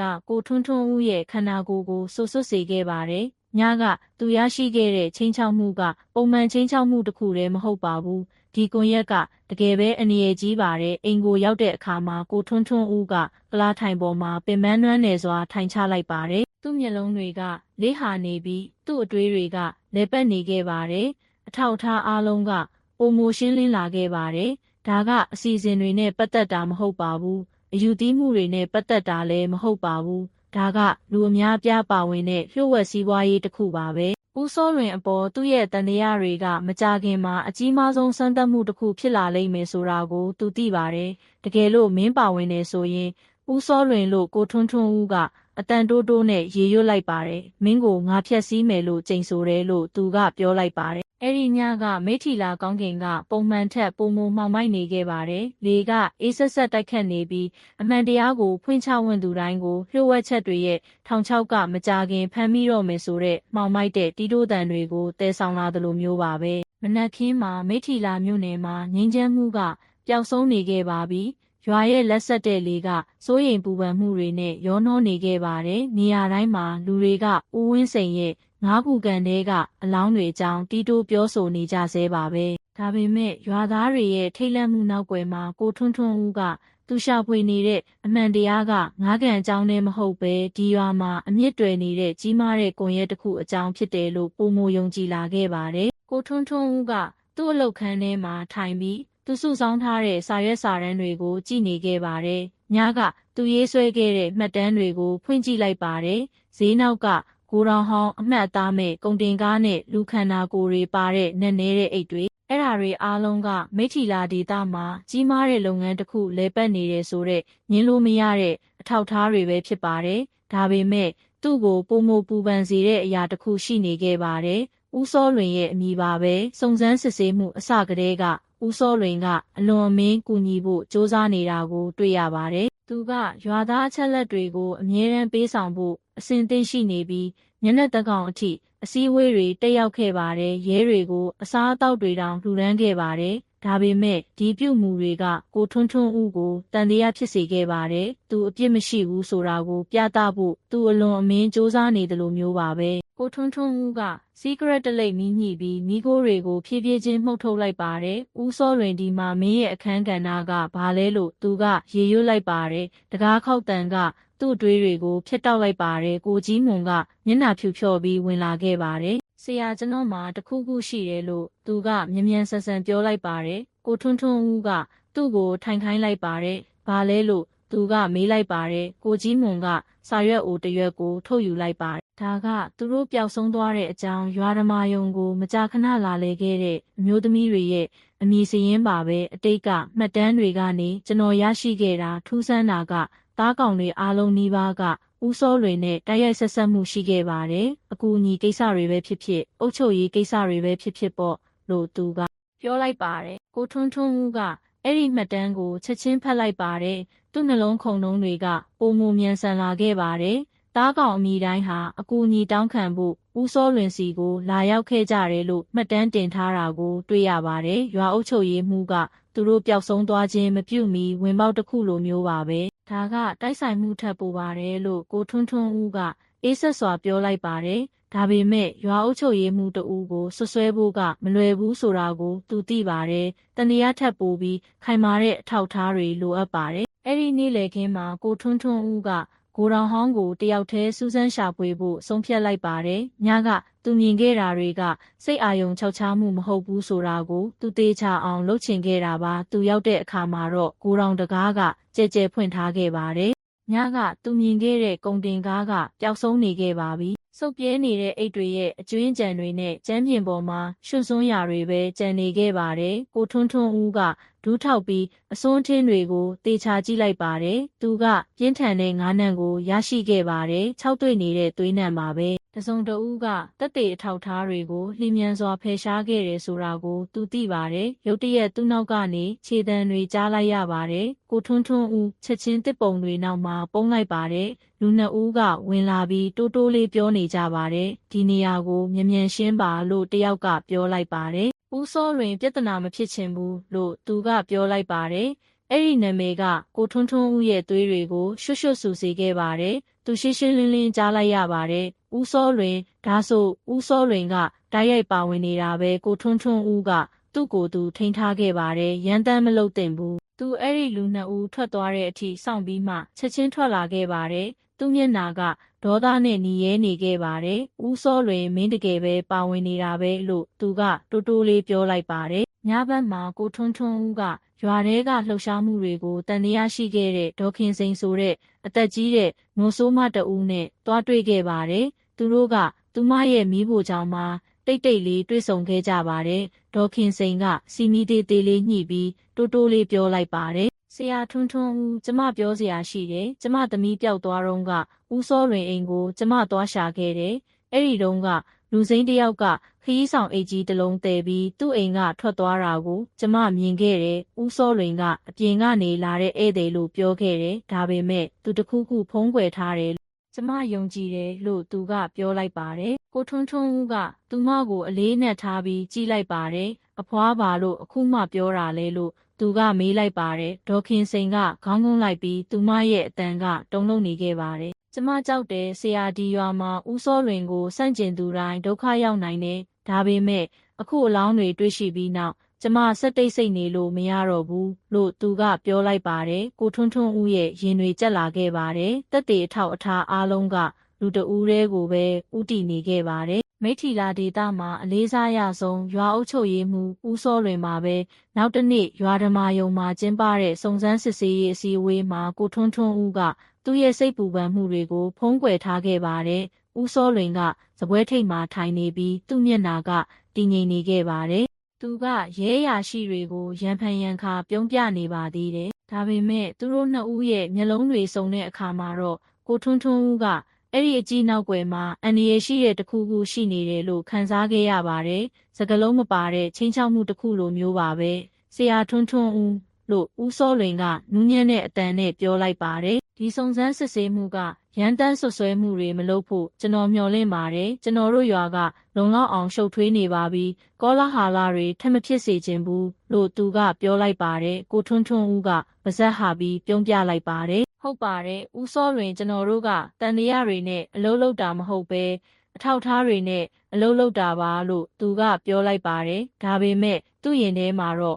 ဦးစောလွင်နဲ့တိုက်ရိုက်ရင်ဆိုင်ရရင်တောင်ဒီလိုဝက်ချက်တွေအားလုံးကိုဖော်ထုတ်မယ်လို့သူကြိမ်ဆိုလိုက်ပါတယ်မိထီလာမြို့နယ်မှာညအမှောင်ကဖြည်းဖြည်းချင်းကြားရောက်လာခဲ့ပါတယ်အရေးတွေနောက်ွယ်မှာဒီကစားပွဲကပုံမအန္တရာယ်များလာခဲ့ပါတယ်ကိုထွန်းထွန်းဦးကနောက်ထပ်ခြေလမ်းကိုသတိထားရမယ်ဆိုတာကိုသိပါတယ်ဘာလို့လဲဆိုတော့သူကပုံမှန်ရာဇဝတ်သမားတဦးကိုလိုက်လံနေတာမဟုတ်ပါဘူးရွာမှာအာဏာရှိတဲ့ဩဇာကြီးမားတဲ့ပုဂ္ဂိုလ်တဦးကိုလိုက်လံနေတာပါပဲပြီးတော့တေချာတာတစ်ခုကတော့သူအမှန်တရားနဲ့နီးလာလေသူ့ကိုစောင့်ကြိုနေတဲ့အနေရကပိုကြီးလေပါပဲအဲ့ဒီညကမိထီလာကောင်းကင်ကမဲမောင်နေတဲ့တိမ်တွေနဲ့ဖုံးလွှမ်းနေခဲ့ပါတယ်လမ်းမီတွေကမိန်ဖြော့ဖြော့လင်းလက်နေပြီးရွာရဲ့ပတ်ဝန်းကျင်ကိုမှောင်မိုက်ပြီးပြို့ဝှက်ဆန်းကျဲတဲ့အငွေအသက်တွေပေးစွမ်းနေခဲ့ပါတယ်သူ့ရဲ့ရဲစခန်းအိမ်မှာကိုထွန်းထွန်းဦးက သားကောင်တွေရဲ့ဓာတ်ပုံတွေနဲ့မှတ်တမ်းမှတ်ရာတွေပါတဲ့ပုံကြီးတစ်ခုကိုထိုင်ကြည့်နေခဲ့ပါတယ်။သူရေးဆွဲခဲ့တဲ့အနီရောင်မြင်းတွေကများပြားလာပြီးဦးစောလွင်ဆိုတဲ့နာမည်တစ်ခုထဲမှာအဆုံးသက်တဲ့ကြီးမားတဲ့ကွန်ရက်တစ်ခုကိုပုံဖော်နေခဲ့ပါတယ်။ကိုထွန်းထွန်းဦးကသူစောင့်ဆိုင်နေလို့မဖြစ်တော့ဘူးဆိုတာကိုသိပါတယ်။ဒီကွန်ရက်ကိုမဖြတ်စည်းနိုင်ရင်နောက်ထပ်သားကောင်တွေလည်းပေါ်လာနိုင်ပါတယ်။ဒါပေမဲ့မှားယွင်းတဲ့ခြေလှမ်းတစ်ခုကသူ့အသက်ကိုပါဆုံးရှုံးစေနိုင်တယ်ဆိုတာကိုသူသိပါတယ်။တကယ်လို့ကျွန်တော်ကပြီးပြည့်စုံတဲ့အထောက်အထားကိုစောင့်နေမယ်ဆိုရင်သူတို့ကအလွန်ကြုံလုံနိုင်လိမ့်မယ်လို့ကိုထွန်းထွန်းဦးကပြာခွက်သေးကို secret ထိုးချရင်တိုးတိုးလေးပြောလိုက်ပါတယ်။သူတို့လင်းဟင်းသွားအောင်ကျွန်တော်လုပ်ရမယ်လို့သူကပြောလိုက်ပါတယ်။တကားကိုညင်သာစွာခောက်တန်ကြောင့်သူလှည့်ကြည့်လိုက်ပါတယ်။ကိုကြီးမွန်ကမျက်နှာတီတီနဲ့ပေါ်လာခဲ့ပါတယ်။ဆရာဈေးထဲမှာကျွန်တော်တခုခုတွေးခဲ့တယ်လို့သူကမြန်ဆန်ပြောလိုက်ပါတယ်။ကိုထွန်းထွန်းဦးကသူ့ကိုဝင်ခိုင်းလိုက်ပါတယ်။ဘာလဲလို့သူကမေးလိုက်ပါတယ်။ကိုကြီးမွန်ကသူ့ဝိတ်ထဲကနေစာရွက်တစ်ရွက်ကိုထုတ်ယူလိုက်ပါတယ်။ဈေးထဲကိုတောက်ကြနေညတိုင်းမကြာခဏလာလေတဲ့လူစိမ်းတယောက်ရှိတယ်။သူကစံစီဆေးဝါးတွေအပါအဝင်ပစ္စည်းများကြီးကိုဝယ်တယ်ထူးဆန်းတာကအဲ့ဒီပစ္စည်းတွေကိုဘယ်တော့မှပြန်မရောင်းဘူးအဲ့ဒါတွေအားလုံးကိုဈေးနောက်ကကိုတောင်ကိုပို့တယ်လို့ပြောတယ်အဲ့ဒီကိုတောင်ကလူတွေအတွက်ပဲဖြစ်ရမယ်လို့သူကပြောလိုက်ပါတယ်ကိုထွန်းထွန်းဦးကအဲ့ဒီမှတ်တမ်းကိုမြန်ဖတ်လိုက်ပါတယ်တောက်ကြနေညဆိုလိုတာကမနှက်ဖြန်ပေါ့မှန်ပါတယ်ဆရာပြီးတော့ဦးစောရင်ကအဲ့ဒီလူနဲ့စကားပြောနေတာကိုလည်းတခါမြင်ဘူးတယ်လို့ကြားပါတယ်လို့သူကပြောလိုက်ပါတယ်အဲ့ဒီနာမည်ကထပ်ပေါ်လာခဲ့ပြီးကိုထွန်းထွန်းဦးရဲ့ရင်ကိုပုံမိုးပူလောင်စေခဲ့ပါတယ်ခြေရလက်ရအားလုံးကဦးစောရင်စီကိုအမြဲတမ်းပြန်ရောက်လာခဲ့ပါတယ်ဒါပေမဲ့သူသတိထားရမယ်ရန်တမ်းမလို့တင်ဘူးနောက်တစ်နေ့မှာကိုထွန်းထွန်းဦးကဒေါ်ခင်စိန်ရဲ့ခြံထဲမှာသူမနဲ့တွားတွေ့ခဲ့ပါတယ်ဒေါ်ခင်စိန်ကကိုထွန်းထွန်းဦးချင်းကပ်လာတဲ့အခါမှာတော့စပားတွေလှမ်းနေခဲ့ပါတယ်အဖွားကျွန်တော်အကူအညီလိုတယ်လို့ကိုထွန်းထွန်းဦးကသတိထားပြီးပြောလိုက်ပါတယ်ဒေါ်ခင်စိန်ကလှည့်ကြည့်လိုက်ပြီးသူမရဲ့မျက်နှာကအံ့အားသင့်နေခဲ့ပါတယ်ဘာအကူအညီလဲဆရာလို့သူကမေးလိုက်ပါတယ်ကျွန်တော်1600ဆင်ကျင်နဲ့မနှက်ဖြန်ညမှာအဲ့ဒီလူတွေဈေးထဲကကိုတောင်ကိုတေချာပေါက်ထပ်လာလိမ့်မယ်ဒါပေမဲ့ကျွန်တော်တက်တေခံဖို့ရဲရင်းနဲ့ရွာသားတအူးကိုလိုအပ်တယ်လို့သူကပြောလိုက်ပါတယ်ဖမ်းဆီးမှုတွေလုပ်တဲ့အခါမှာဒါကအန္တရာယ်ရှိတယ်ဆိုတာကျွန်တော်သိတယ်ဒါပေမဲ့တတိမရှိရင်ဒီအမှုကပျောက်ကွယ်သွားလိမ့်မယ်လို့သူကပြောလိုက်ပါတယ်ဒေါ်ခင်စိန်ကသူမရဲ့နှုတ်ခမ်းကိုကိုက်ပြီးခေါင်းငုံလိုက်ပါတယ်ပျောက်ဆုံးသွားတဲ့သူမရဲ့သမီးကိုပြန်မှတ်ရလိုက်တာကြောင့်မျက်လုံးတွေကမျက်ရည်တွေဝဲလာခဲ့ပါတယ်တကယ်လို့ဒါကတခြားမိန်းကလေးတွေကိုကူညီနိုင်မယ်ဆိုရင်ကျမအစင်သင့်ပါပဲဆရာထွန်းထွန်းဦးလို့သူမကပြောလိုက်ပါတယ်ကိုထွန်းထွန်းဦးကရင်ထဲမှာနှွေးထွေးမှုကိုခံစားလိုက်ရပါတယ်ကျေးဇူးတင်ပါတယ်အဖွားဖွားရဲ့တက်တေခံချက်ကအရေးကြီးပါတယ်လို့သူကပြောလိုက်ပါတယ်တောက်ကြနေညရောက်လာခဲ့ပါပြီကိုထွန်းထွန်းဦးကလျှို့ဝှက်ရဲအချို့နဲ့အတူညနေကလေးကပြင်ဆင်ထားခဲ့ပါတယ်သူတို့ကဈေးပတ်ဝန်းကျင်မှာကုန်သည်တွေအဖြစ်ဟန်ဆောင်ထားခဲ့ကြပါတယ်ကိုထွန်းထွန်းဦးကိုယ်တိုင်ကတော့ဂိုရောင်ဟောင်းနောက်မှာပုန်းနေခဲ့ပါတယ်လေကအေးဆက်ဆက်တိုက်ခတ်နေခဲ့ပေမဲ့သူ့နှလုံးခုန်နှုန်းတွေကပြင်းထန်နေခဲ့ပါတယ်ဒီညကအလှည့်ပြောင်းဒါမှမဟုတ်ကြီးမားတဲ့ဘေးဆိုးတစ်ခုဖြစ်လာနိုင်တယ်ဆိုတာကိုသူသိပါတယ်ညတကောင်လောက်မှာကုန်တင်ကားအင်ဂျင်တန်ကိုအဝေးကနေကြားလိုက်ရပါတယ်မိကြီးတွေကမြူကိုးတွေကြားကိုထိုးပေါက်ဝင်ရောက်လာပြီးဂိုရောင်ဘက်ကိုဖြည်းဖြည်းချင်းချင်းကပ်လာခဲ့ပါတယ်ခြုံပုတ်တွေနောက်ွယ်ကနေကိုထွန်းထွန်းဦးကချောင်းကြည့်လိုက်ပါတယ်ကုန်တင်ကားကရက်သွားပြီးလူအချို့ကအိတ်ကြီးတွေကိုချနေကြပါတယ်သူတို့တွေကတယောက်ကအိတ်ကိုဖွင့်လိုက်ပါတယ်ကိုထွန်းထွန်းဦးကသူ့အသက်ကိုအောင်ပြီးကြည့်လိုက်တဲ့အခါမှာတော့မိန်းကလေးငယ်တဦးရဲ့ဖြူဖြော့နေတဲ့မျက်နှာကိုထွက်နေတာကိုတွေးလိုက်ရပါတယ်မိန်းကလေးကအသက်ရှင်နေသေးဖြစ်ပြီးပါးစပ်ကိုအဝတ်ဆက်နဲ့ပိတ်ထားပါတယ်မျက်လုံးတွေကကြောက်ရွံ့မှုအပြည့်နဲ့ပါပဲကိုထွန်းထွန်းဦးကသူ့လက်ထဲကပစ္စတိုကိုတင်းဆုပ်လိုက်ပါတယ်ဖျားသခင်သူတို့ကမိန်းကလေးအစ်စ်တွေကိုဆက်ခိုးနေတုံးပဲလို့သူတွေးလိုက်ပါတယ်ဒါပေမဲ့သူ့ကိုမယုံကြည်နိုင်လောက်အောင်ဖြစ်စေတဲ့အရာကတော့မိနစ်အနည်းငယ်အကြာမှပေါ်လာတဲ့သူပဲဖြစ်ပါတယ်ဦးစောလွင်ပါပဲသူကကားနဲ့ကြီးတဲကနေဆင်းလာပြီးတည်ငြိမ်တဲ့ခြေလမ်းတွေနဲ့ရှောက်လာကအဲ့ဒီလူတွေကိုညွှန်ကြားချက်တွေပေးခဲ့ပါတယ်အဝေးကနေကိုထွန်းထွန်းဦးကသူ့မျက်နှာအမူအရာကိုရှင်းရှင်းလင်းလင်းမြင်လိုက်ရပါတယ်အေးဆက်ပြီးအပြစ်ရှိတယ်လို့ခံစားရခြင်းလုံးဝမရှိပါဘူးမြန်လို့ဒီမှာအကြာကြီးမနေနဲ့မနှက်ဖြန်မနှက်ဆိုပစ္စည်းတွေရန်ကုန်ကိုရောက်နေရမယ်လို့ဦးစောလွင်ရဲ့အတန်ကိုကြားလိုက်ရပါတယ်ကိုထွန်းထွန်းဦးက သူ့သွေးတွေစုပွက်လာတာကိုခံစားလိုက်ရပါတယ်။သူ့ရဲ့တန်တရားအားလုံးကအခုတော့ဖြည့်ရှင်းပြီးပါပြီ။အလေးစားရဆုံးရွာအုပ်ချုပ်ရေးမှူးကဒီအရာအားလုံးရဲ့နောက်ွယ်ကတရားခံပဲဖြစ်ပါတယ်။သူကသူ့အဖွဲ့ကိုရေဒီယိုသေးသေးလေးကနေအချက်ပြလိုက်ပါတယ်။ unit အားလုံးအစင်သင့်ဖြစ်ပြီးကျွန်တော်အချက်ပြမှုကိုစောင့်ပါဒါပေမဲ့ကိုထွန်းထွန်းဦးမလှုပ်ရှားနိုင်ခင်မှာမထင်မှတ်ထားတဲ့အရာတစ်ခုဖြစ်သွားခဲ့ပါတယ်။ကိုတောင်ဆောင်လူတွေထဲကတယောက်ကကိုထွန်းထွန်းဦးပုံနေတဲ့ခြုံပုတ်ဘက်ကိုရုတ်တရက်လှည့်ကြည့်လိုက်ပါတယ်။သူ့မျက်လုံးတွေမှိတ်သွားပြီးသူ့ဘက်ကိုရှောက်လာခဲ့ပါတယ်။ကိုထွန်းထွန်းဦးကသူ့အသက်ကိုအောင်ပြီးသူ့လက်ချောင်းတွေကခလုတ်ပေါ်မှာတင်နေခဲ့ပါတယ်။အခုအဖမ်းခံရရင်1060နဲ့အစီအစဉ်ကပျက်စီးသွားနိုင်ပါတယ်။အဲ့ဒီလူရဲ့ခြေလမ်းတွေကပုံမနီးကပ်လာခဲ့ပါတယ်။နောက်ထပ်မီတာအနည်းငယ်ပဲလိုပါတော့တယ်။ရုတ်တရက်ကိုတောင်ရဲ့တခြားဘက်ကနေကျဲလောင်တဲ့အတန်တစ်ခုထွက်ပေါ်လာခဲ့ပါတယ်။တန်ဘူးပြုတ်ကျတန်ပါပဲ။အဲ့ဒီလူချက်ချင်းလှည့်ကြည့်ပြီးအတန်လာရာဘက်ကိုပြေးသွားခဲ့ပါတယ်။ကိုထွန်းထွန်းဦးကအတန်လာရာကိုလှမ်းကြည့်လိုက်ပြီးကိုကြီးမွန်ကတန်ဘူးကိုမတော်တဆကန်မိတာကိုမြင်လိုက်ရတဲ့အခါမှာတော့အံ့အားသင့်သွားခဲ့ပါတယ်။လူအောင်လို့ကိုထွန်းထွန်းဦးကသူ့ရင်ထဲမှာညှိတွားလိုက်ပါတယ်။အဲ့ဒီဆူညံတန်ကြောင့်ဦးစောလွင်တန်တရားဖြစ်သွားခဲ့ပါတယ်။လူရှိတယ်မြန်ရှာလို့သူကအော်ဟစ်လိုက်ပါတယ်။ဓာတ်ရှည်လက်နက်ကင်ထားတဲ့လူဒါဇင်ပေါင်းများစွာကဂိုတောင်ထဲကနေထွက်လာပြီးခိုးဝင်သူကိုရှာဖွေဖို့ပြန့်ကျဲသွားခဲ့ကြပါတယ်။အခြေအနေကရှုပ်ထွေးသွားခဲ့ပါတယ်။ကိုထွန်းထွန်းဦးချက်ချင်းရေဒီယိုကနေအချက်ပြလိုက်ပါတယ်။ unit 1အခုဝင်ပါစက္ကန့်ပိုင်းအတွင်းမှာပဲရဲတွေကနေရာအနှံ့ပြားကနေဝင်ရောက်စီးနင်းခဲ့ကြပါတယ်။သတိပေးပစ်ခတ်မှုတွေကလေထဲမှာပေါက်ကွဲထွက်လာခဲ့ပါတယ်။အိပ်ပျော်နေတဲ့ရွာသားတွေနိုးထလာခဲ့ကြပါတယ်။အချို့ကအိမ်ပြင်ကိုထွက်လာခဲ့ကြပါတယ်။အော်တန်တွေနဲ့ထိတ်လန့်မှုတွေကဈေးတစ်ခုလုံးကိုပြည့်နှက်နေခဲ့ပါတယ်။ဒါပေမဲ့ဦးစောလွင်ကတည်ငြိမ်စွာသူ့ကားထဲကိုဝင်သွားခဲ့ပါတယ်။ရဲတွေမဖမ်းဆီးနိုင်ခင်မှာသူထွက်ပြေးလွတ်မြောက်သွားခဲ့ပါတယ်။ကိုထွန်းထွန်းဦးကအမြန်ဆုံးပြေးခဲ့ပါတယ်။လိုက်မီဖို့စူးစမ်းခဲ့ပေမဲ့ကားနှစ်ကြီးကမိထ္ထီလာရဲ့မှောင်မိုက်တဲ့ညကိုဖျက်ပြီးမြန်ဆန်မောင်းနှင်သွားခဲ့ပါပြီ။တခြားတစ်ဖက်မှာတော့ကရင်မျိုးသမီးငယ်အချို့ကိုကယ်တင်နိုင်ခဲ့ပြီးရန်ကုန်ကိုပို့ဆောင်တော့မဲ့မိန်းကလေးငယ်လည်းပါဝင်ခဲ့ပါတယ်။ရဲတွေကလူအချို့ကိုဖမ်းဆီးခဲ့ပါတယ်။ဒါပေမဲ့ဒါကကွန်ရက်ရဲ့သေးငယ်တဲ့အစိတ်ပိုင်းတစ်ခုသာဖြစ်တယ်ဆိုတာရှင်းပါတယ်။ကိုထွန်းထွန်းဦးကမောပန်းစွာရက်နေခဲ့ပါတယ်။မှောင်မိုက်နေတဲ့လမ်းကိုကြည့်နေခဲ့ပါတယ်။သူ့ရင်ထဲမှာခံစားချက်တွေရောထွေးနေခဲ့ပါတယ်။သားကောင်တွေကိုကယ်တင်နိုင်ခဲ့လို့ဝမ်းသာပေမဲ့တရားခံအစ်စ်အမှန်လွတ်မြောက်သွားလို့ဒေါသဖြစ်နေခဲ့ပါတယ်။ဦးစောလွင်လို့သူက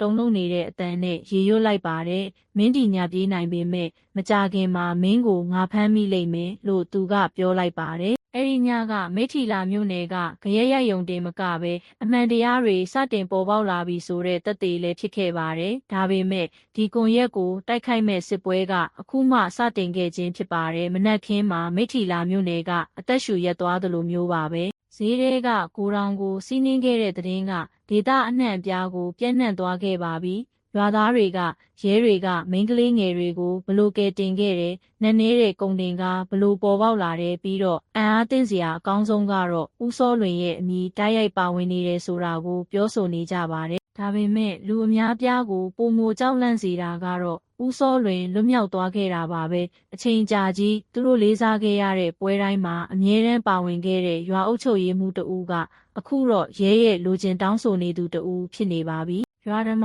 ယုံမှာကိုထွန်းထွန်းဦးကဝိုင်းအောင်နေတဲ့သတင်းထောက်တွေရှေ့မှာရက်နေခဲ့ပါတယ်ကင်မရာတွေကသူ့မျက်နှာကိုစူးစူးဆိုင်ဆိုင်ရိုက်ကူးနေကြပြီးမိုက်ခရိုဖုန်းတွေကလည်းသူ့နားကိုအပြိုင်အဆိုင်ချင်းကပ်လာကြပါတယ်ဆရာထွန်းထွန်းဦးရွာအုပ်ချုပ်ရေးမှူးဦးစောလွင်ကလူကုန်ကူးမှုကွန်ရက်ထဲမှာဓာတ်ရိုက်ပါဝင်နေတာတကယ်လားလို့သတင်းထောက်တဦးကအော်ဟစ်မေးလိုက်ပါတယ်ကိုထွန်းထွန်းဦးကအေးရေးပြတ်ထားလို့ညီရဲနေတဲ့မျက်လုံးတွေနဲ့သူတို့ကိုကြည့်လိုက်ပါတယ်သူကစကလုံးတွေကိုဂယုတစိုက်ရွေးချယ်ခဲ့ပါတယ်ဦးစောလွင်ပါဝင်ပတ်သက်မှုနဲ့ပတ်သက်ပြီးကျွန်တော်တို့မှာခိုင်မာတဲ့အထောက်အထားတွေရှိပါတယ်လောလောဆယ်မှာသူကလွတ်မြောက်နေတဲ့ရာဇဝတ်သားအခြေအနေမှာရှိပါတယ်ရဲတွေကလိုက်လံဖမ်းဆီးနေပါတယ်သူရှိနေတာကိုမြင်တွေ့ရရင်အကြောင်းကြားပေးဖို့ပြည်သူလူထုရဲ့ပံ့ပိုးကူညီမှုကိုကျွန်တော်တို့တောင်းဆိုပါတယ်လို့သူကပြောလိုက်ပါတယ်စူညံတန်တွေချက်ချင်းထွက်ပေါ်လာခဲ့ပါတယ်။သတင်းထောက်တွေကမြန်ဆန်ရေးသားကြပါတယ်။အချို့ကသူတို့ရဲ့ရုံးခန်းတွေကိုဖုံးဆက်ကြပါတယ် ဒီသတင်းက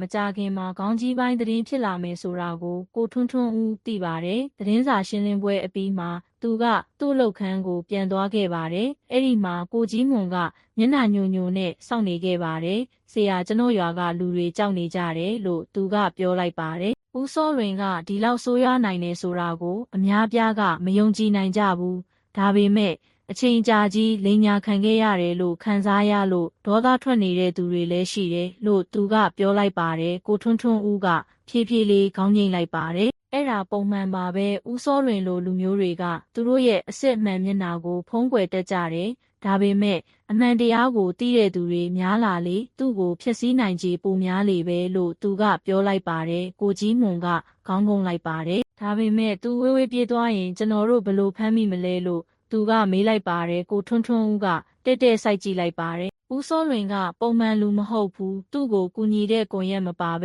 သူပြေးမှာမဟုတ်ဘူးပြီးတော့အဲ့ဒါကိုပဲကျွန်တော်တို့အသုံးပြုသွားမယ်သူ့ရဲ့လူတွေရဲ့ခြေရာကိုကျွန်တော်တို့လိုက်သွားမယ်လို့သူကပြောလိုက်ပါတယ်ညဘက်မှာကိုထွန်းထွန်းဦးကသူ့ရဲ့စခန်းအိမ်မှာတယောက်တည်းထိုင်နေခဲ့ပါတယ်သူကဦးစောလွင်ကလွန်ခဲ့တဲ့နှစ်အနည်းငယ်အတွင်းစီမံခန့်ခွဲခဲ့တဲ့ဖွံ့ဖြိုးရေးစီမံကိန်းစည်းရင်းတွေပါတဲ့ရွာဓမာယုံကနေသူယူလာခဲ့တဲ့မှတ်တမ်းအဟောင်းတွေကိုဖွင့်ကြည့်လိုက်ပါတယ်။အဲ့ဒီအချက်လက်တွေကနေကိုထွန်းထွန်းဦးကထူးဆန်းတဲ့အရာတစ်ခုကိုတွေ့ရှိခဲ့ပါတယ်။အချို့သောစီမံကိန်းတုတွေကိုရှိနေသလိုမျိုးမှတ်တမ်းတင်ထားခဲ့ပါတယ်။ဒါပေမဲ့လက်တွေ့မှာတော့ဘယ်တော့မှစောက်လုပ်ခဲ့ခြင်းမရှိပါဘူး။ငွေကျပ်တန်းရာနဲ့ချီဘယ်ရောက်သွားလဲမသိပဲပျောက်ကွယ်သွားခဲ့ပါတယ်။ဒီငွေတွေကိုအဲ့ဒီကွန်ရက်ကိုထောက်ပံ့ဖို့သုံးခဲ့တာပဲဖြစ်ရမယ်လို့ကိုထွန်းထွန်းဦးကတွေးလိုက်ပါတယ်။သူကအများဆုံးတွေ့ရတဲ့မိဖက်ကုမ္ပဏီတစ်ခုရဲ့နာမည်ကိုအမှတ်အသားလုပ်လိုက်ပါတယ်။ရွှေပြည်စီကုမ္ပဏီပါပဲ။အဲ့ဒီကုမ္ပဏီကကြေးရွာလမ်းဖောက်လုပ်ရေးအတွက်ပစ္စည်းတွေဖြန့်ဖြူးပေးတယ်လို့ကြွေးကြော်ခဲ့ပါတယ်။ဒါပေမဲ့အမှန်တကယ်တော့အဲ့ဒီလမ်းတွေကဘယ်တော့မှမရှိခဲ့ပါဘူး။ကိုထွန်းထွန်းဦးကဒါကလမ်းစာအသစ်တစ်ခုပဲလို့ခန်းစားလိုက်ရပါတယ်။အဲ့ဒီကုမ္ပဏီနဲ့ဦးစောလွင်ရဲ့ဆက်ဆက်မှုကိုသူဖော်ထုတ်နိုင်ရင်လွတ်မြောက်သွားတဲ့ရာဇဝတ်သားရဲ့ပုံအောင်ရာနေရာကိုသူရှာတွေ့နိုင်ပါလိမ့်မယ်။နောက်တစ်နေ့မှာကိုထွန်းထွန်းဦးကရဲအရာရှိကြီး2ဦးကိုခေါ်ပြီးစုံစမ်းစစ်ဆေးဖို့သွားခဲ့ပါတယ်။သူတို့ကမိထီလာမြို့နယ်စွန်မှာရှိတဲ့ရွှေပြည်စီကုမ္ပဏီရဲ့လိပ်စာကိုလိုက်သွားခဲ့ကြပါတယ်။အဆောက်အုံကသေးငယ်ပြီးတိတ်ဆိတ်နေခဲ့ပါတယ်။နေရန်ဆေးတွေကလည်းကွာကျနေခဲ့ပါပြီ။ဒါပေမဲ့ကိုထွန်းထွန်းဦးကအတွင်းကိုချောင်းကြည့်လိုက်တဲ့အခါမှာတော့တန်တရားဖြစ်ပွဲကတ်ထူဖိုင်တွေနဲ့ခရီးဆောင်အိတ်ကြီးတွေစုပုံနေတာကိုတွေ့လိုက်ရပါတယ်။ဒီနေရာကရုံးခန်းမဟုတ်ဘူးလို့ကိုထွန်းထွန်းဦးကတီးတိုးပြောလိုက်ပါတယ်။ဒါကတူလောင်ယုံပဲလို့သူကပြောလိုက်ပါတယ်။သူတို့တိတ်တိတ်လေးဝင်သွားတဲ့အခါမှာတော့ပြင်းထန်တဲ့အနံ့ဆိုးတွေကနှာခေါင်းထဲကိုထိုးပေါက်ဝင်ရောက်လာခဲ့ပါတယ်။နောက်ဖေးကန်းတစ်ခန်းမှာကိုထွန်းထွန်းဦးကအမျိုးသမီးငယ်တွေရဲ့passport အစစ်အမှန်တွေနဲ့မူရင်းမှတ်ပုံတင်ကတ်တွေကိုဒါဇင်ပေါင်းများစွာတွေ့ရှိခဲ့ပါတယ်။ passport တစ်ခုကကိုထွန်းထွန်းဦးကိုတုံ့လို့စေခဲ့ပါတယ်။သူအဲ့ဒီမျက်နှာကိုမှတ်မိနေခဲ့ပါတယ်။လွန်ခဲ့တဲ့3နှစ်ကပျောက်ဆုံးသွားခဲ့တဲ့မိန်းကလေးတဦးရဲ့မျက်နှာပါပဲသူ့မိသားစုနဲ့သူတစ်ခါတုန်းကတွေ့ဆုံဖူးခဲ့ပါတယ်။အဲ့ဒီမိန်းကလေးကရဲတပ်ဖွဲ့တွေကိုဝင်ဖို့သူရွေးချယ်ခဲ့တဲ့အကြောင်းရင်းတွေ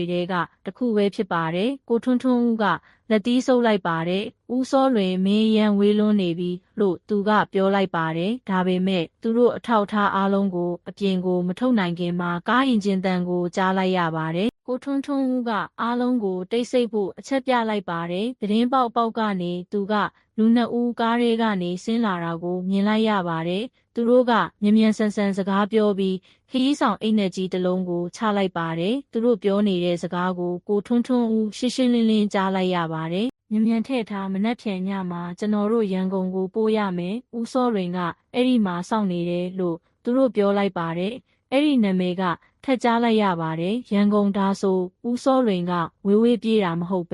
အိမ်ကြီးချင်းမြို့မှာပုံနေတာပဲသူရဲ့မတန်ရှင်းတဲ့စီးပွားရေးကိုဆက်လုပ်နေတာပါပဲ။ကိုထွန်းထွန်းဦးကကားနံပါတ်ပြားကိုကူးယူပြီးသူ့အဖွဲ့ကိုနောက်ဆုတ်ဖို့အချက်ပြလိုက်ပါတယ်။သူတို့အခုရန်တန်းလို့မရပါဘူး။အထောက်အထားတွေလုံလောက်နေပြီဖြစ်ပြီးဦးစောလွင်ရဲ့ပုံအောင်ရာနေရာကပုံမရှင်းလင်းလာပါပြီ။အိမ်ပြန်လမ်းမှာကိုထွန်းထွန်းဦးကလမ်းဘေးမှာရှောက်နေတဲ့ဒေါခင်စိန်နဲ့ဆုံခဲ့ပါတယ်။သူမကသူ့ကိုစူးစမ်းလိုတဲ့မျက်လုံးတွေနဲ့ကြည့်လိုက်ပါတယ်။ဆရာထွန်းထွန်းဦးဘလို့လဲဦးစောလွင်ကိုတကယ်ပဲဖမ်းမိတော့မှလားလို့သူကမေးလိုက်ပါတယ်။ကိုထွန်းထွန်းဦးက သူ့ကားကိုရက်လိုက်ပြီးသတင်းပေါက်ကိုချလိုက်ပါတယ်။အဖွားမကြခင်မှာဦးစောလွင်ကြာဆုံးလိမ့်မယ်လို့ကျွန်တော်ကတိပေးတယ်။အဲ့ဒီယိုယွင်းမှုတွေအားလုံးပေါ်လာလိမ့်မယ်။ဒါပေမဲ့ကျွန်တော်တခုတောင်းဆိုချင်ပါတယ်။ရွာသားတွေထိတ်လန့်မနေအောင်ကူညီပေးပါ။သူတို့ရဲ့ပံ့ပိုးမှုကအရေးကြီးပါတယ်လို့သူကပြောလိုက်ပါတယ်။ဒေါ်ခင်စိန်ကခေါင်းငိမ့်လိုက်ပေမဲ့သူမရဲ့မျက်နှာကစိုးရိမ်ပူပန်မှုတွေနဲ့ပြည့်နေခဲ့ပါတယ်။ကျမ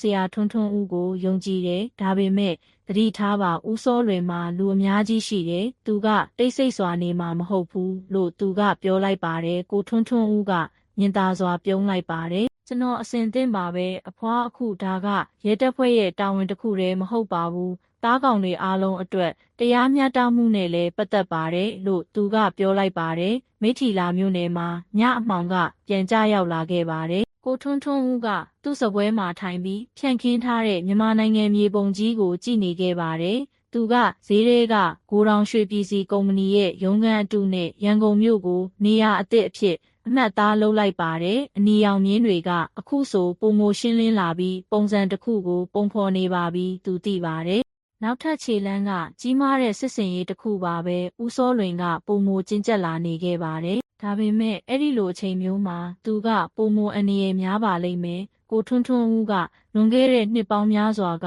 ကွယ်လွန်ခဲ့တဲ့သူ့အမေရဲ့ဓာတ်ပုံကိုကြည့်ပြီးတိုးတိုးလေးပြောလိုက်ပါတယ်။အမေသားကိုဆုတောင်းပေးပါသားကအမှန်တရားကိုရှာဖွေရုံတင်မကဘူးအသက်များစွာကိုဆုံးရှုံးစေခဲ့တဲ့ရာဇဝတ်မှုတွေကိုတိုက်ထုတ်နေတာပါလို့သူကပြောလိုက်ပါတယ်။သတင်းပေါက်အပြင်ဘက်မှာမိထီလာရဲ့ညတန်တွေကတိတ်ဆိတ်နေခဲ့ပါတယ်။ဒါပေမဲ့ကိုထွန်းထွန်းဦးအတွက်တော့အဲ့ဒီတိတ်ဆိတ်မှုကကြီးမားတဲ့မုန်တိုင်းကြီးတစ်လုံးရှေ့မှာစောင့်နေပြီဆိုတဲ့အမှတ်သားပါပဲ။မိထီလာမြို့နယ်ရဲ့အခြေအနေကအေဂျင့်သေးခြင်းမရှိပါဘူး။ဦးစောလွင်ရဲ့အမိကိုလွတ်မြောက်နေတဲ့ရာဇဝတ်သားအဖြစ်ကြေညာလိုက်ပြီးနောက်အနီးနားကရွာတွေကကြောက်ရွံ့မှုတွေနဲ့ဖိစီးခံနေရသလိုမျိုးဖြစ်နေခဲ့ပါတယ်။ရွာသားတွေကစကားပြောဖို့ရဲရင်လာခဲ့ကြပေမဲ့သူတို့ရဲ့တီးတိုးပြောဆိုသံတွေကစိုးရိမ်ပူပန်မှုတွေအပြည့်ပါပဲ။အချို့ကညဘက်မှာတန်တရားဖြစ်ဖွယ်ကုန်တင်ကားတွေဖြတ်သွားတာကိုမြင်ဖူးတယ်လို့ဝန်ခံကြပါတယ်။အချို့ကဂိုဒေါင်အလွတ်တွေထဲကနေငိုတံတွေကြားရတယ်လို့ပြောကြပါတယ်။ဒီဇလန်အပိုင်းအစတွေအားလုံးက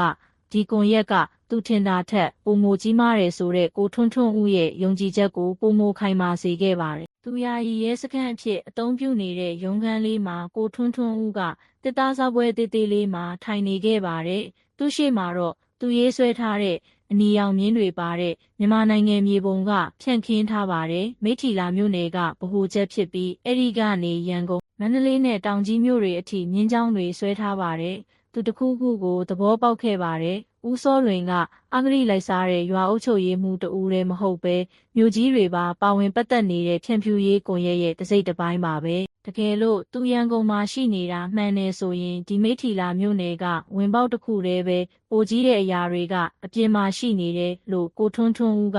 ရေရွတ်လိုက်ပါတယ်။ကိုကြီးမွန်ကကော်ဖီဘူးနဲ့ရွာသားတွေရဲ့အစီရင်ခံစာအချို့ပါတဲ့စာရွက်တွေနဲ့ဝင်လာခဲ့ပါတယ်။ဆရာထွန်းထွန်းဦးသတင်းတစ်ခုရတယ်။ဦးစောလွင်ရဲ့လူယုံအချို့ကဈေးဟောင်းမှာလှည့်ပတ်နေတုန်းပဲလို့ပြောတယ်လို့သူကပြောလိုက်ပါတယ်။သူတို့ကဒီအမှုအကြောင်းမေးတဲ့သူတွေကိုစောင့်ကြည့်နေတယ်လို့မျိုးပဲလို့သူကပြောလိုက်ပါတယ်။ကိုထွန်းထွန်းဦးကသူ့ကိုအလေးအနက်ထားပြီးကြည့်လိုက်ပါတယ်။မင်းတေချာလားလို့သူကမေးလိုက်ပါတယ်။ဟုတ်ပါတယ်ဆရာဒေါ်ခင်စိန်ရွာဓမ္မယုံကအပြန်မာတောင်သူ့ကိုလိုက်ခဲ့ကြတယ်လို့သူကပြောလိုက်ပါတယ်။ကံကောင်းလို့တခြားရွာသားတွေပါလိုက်ပါလာလို့ပါမဟုတ်ရင်ဘာဖြစ်သွားမလဲမသိဘူးလို့သူကပြောလိုက်ပါတယ်။ဒေါ်ခင်စိန်ရဲ့နာမည်ကိုကြားလိုက်ရတဲ့အခါကိုထွန်းထွန်းဦးချက်ချင်းတင်းမာသွားခဲ့ပါတယ်။အဲ့ဒီအမျိုးသမီးရဲ့ရဲရင်မှုကတားကောင်တွေကိုကူညီခဲ့ပြီးတက်တေခံချက်ပေးခဲ့တာကြောင့်သူမကိုပြစ်မှတ်ထားခံရတယ်ဆိုတာကိုသူသိပါတယ်။အဲ့ဒီညမှာကိုထွန်းထွန်းဦးကဒေါ်ခင်စိန်ရဲ့အိမ်ကိုတွားတွေ့ခဲ့ပါတယ်။ရိုးရှင်းတဲ့အိမ်လေးကမြည်တီးမိန်လေးနဲ့ပဲလင်းနေခဲ့ပါတယ်။ဒေါ်ခင်စိန်ကပင်မနှွမ်းနယ်နေတဲ့မျက်နှာနဲ့သူ့ကိုကြိုဆိုခဲ့ပါတယ်။ဆရာထွန်းထွန်းဦးကျမမကြောက်ပါဘူး။ဒါပေမဲ့ကျမကလေးတွေကိုစိတ်ပူတယ်။သူတို့ကိုကျမအိမ်ကြီးချင်းတွေစီမကြာခဏထားခဲ့ရတယ်။ဦးစောလွင်ရဲ့လူတွေဒေါသထွက်လာရင်သူတို့ကပြစ်မှတ်ဖြစ်သွားနိုင်တယ်လို့သူကပြောလိုက်ပါတယ် ကိုထွန်းထွန်းဦးကသူ့ကိုနှစ်သိမ့်လိုက်ပါတယ်။အဖွားမစိုးရိမ်ပါနဲ့ကျွန်တော်တို့လုံခြုံရေးစီစဉ်ပေးပါမယ်။ဒါပေမဲ့အဖွားရဲ့အကူအညီလည်းလိုအပ်ပါတယ်။ရွာသားတွေဆက်လက်ရဲရင့်စွာပြောဆိုရပါမယ်။သူတို့တိတ်ဆိတ်နေရင်ဒီကွန်ရက်ကထပ်မံကြီးထွားလာလိမ့်မယ်လို့သူကပြောလိုက်ပါတယ်။ဒေါ်ခင်စိန်ကမျက်ရည်တွေဝဲနေပေမဲ့ဖြည်းဖြည်းလေးခေါင်းငိမ့်လိုက်ပါတယ်။ကျမတရားမျှတမှုကိုပဲလိုချင်ပါတယ်။ဦးစောလွင်အဖမ်းခံရရင်သူပါလဲဆိုတာလူတိုင်းသိကြလိမ့်မယ်လို့သူကပြောလိုက်ပါတယ်။တစ်ချိန်တည်းမှာပဲအစကတည်းကကြားနေခဲ့တဲ့ရွာလူကြီးဦးတင်မောင်ကစတင်ရင်းရိုင်လာခဲ့ပါတယ်။သူကကိုထွန်းထွန်းဦးကိုမျက်နှာညှိုးငယ်စွာနဲ့လာတွေ့ခဲ့ပါတယ်။ထွန်းထွန်းဦးငါဦးစောလွင်ကိုအချိန်ကြာကြီးသိခဲ့တယ်။သူကတကယ်တော်တယ်စကားပြောကောင်းတယ်ဒါပေမဲ့သူဒီလိုဖြစ်သွားလိမ့်မယ်လို့ငါဘယ်တော့မှမထင်ခဲ့ဘူးလို့သူကပြောလိုက်ပါတယ်။ရွာသားအများပြားကလက်ခံဖို့ခက်ခဲနေတော့ပဲဦးစောလွင်ကြဆုံးရင်ဒီရွာကရှုပ်ထွေးသွားလိမ့်မယ်လို့သူတို့ပြောတယ်မင်းနာကမှန်ကန်တဲ့လမ်းကြောင်းလို့ယုံကြည်ရဲ့လားလို့သူကမေးလိုက်ပါတယ်ကိုထွန်းထွန်းဦးကအဖိုးကြီးကိုနက်နက်ရှိုင်းရှိုင်းကြည့်လိုက်ပါတယ်ဦးတင်မောင်ကျွန်တော်တို့ဒီအတိုင်းထားမယ်ဆိုရင်ဒီရွာကရှုပ်ထွေးယုံတင်မကပဲရာဇဝတ်မှုတွေရဲ့မြေဖြစ်နေလိမ့်မယ်ရွာသားတွေလက်ခံဖို့အချိန်ယူရနိုင်ပေမဲ့လိန်ညာမှုရဲ့ချိုမြေမှုထက်အမှန်တရားရဲ့ခါးသီးမှုကိုလက်ခံတာကပိုကောင်းပါတယ်လို့သူကပြောလိုက်ပါတယ်ဦးတင်မောင်တိတ်ဆိတ်သွားခဲ့ပါတယ်သူ့ရင်ထဲမှာဒီအမှန်တရားကိုလက်ခံဖို့ခက်ခဲနေပေမဲ့အဲ့ဒီစကားတွေမှန်တယ်ဆိုတာကိုသူသိပါတယ်ရက်နှဲငယ်ကြပြီးနောက်ကိုထွန်းထွန်းဦးကရွှေပြည်စီကုမ္ပဏီကိုစုံစမ်းစစ်ဆေးမှုကနေသတင်းအချက်အလက်အသစ်ရရှိခဲ့ပါတယ်ဖန်စီရမိခဲ့တဲ့ရင်မောင်းတဦးကစာရွက်စာတမ်းတွေပါတဲ့ခရီးဆောင်အိတ်နက်ကြီးတွေကိုရန်ကုန်မြို့စုံကအင်ကြီးတစ်လုံးစီကိုတခါပို့ဆောင်ဘူးတယ်လို့ဝန်ခံခဲ့ပါတယ်အဲ့ဒီအိမ်ကဦးစောလွင်ရဲ့ယာယီဌာနချုပ်လို့ယူဆရပါတယ်ကိုထွန်းထွန်းဦးက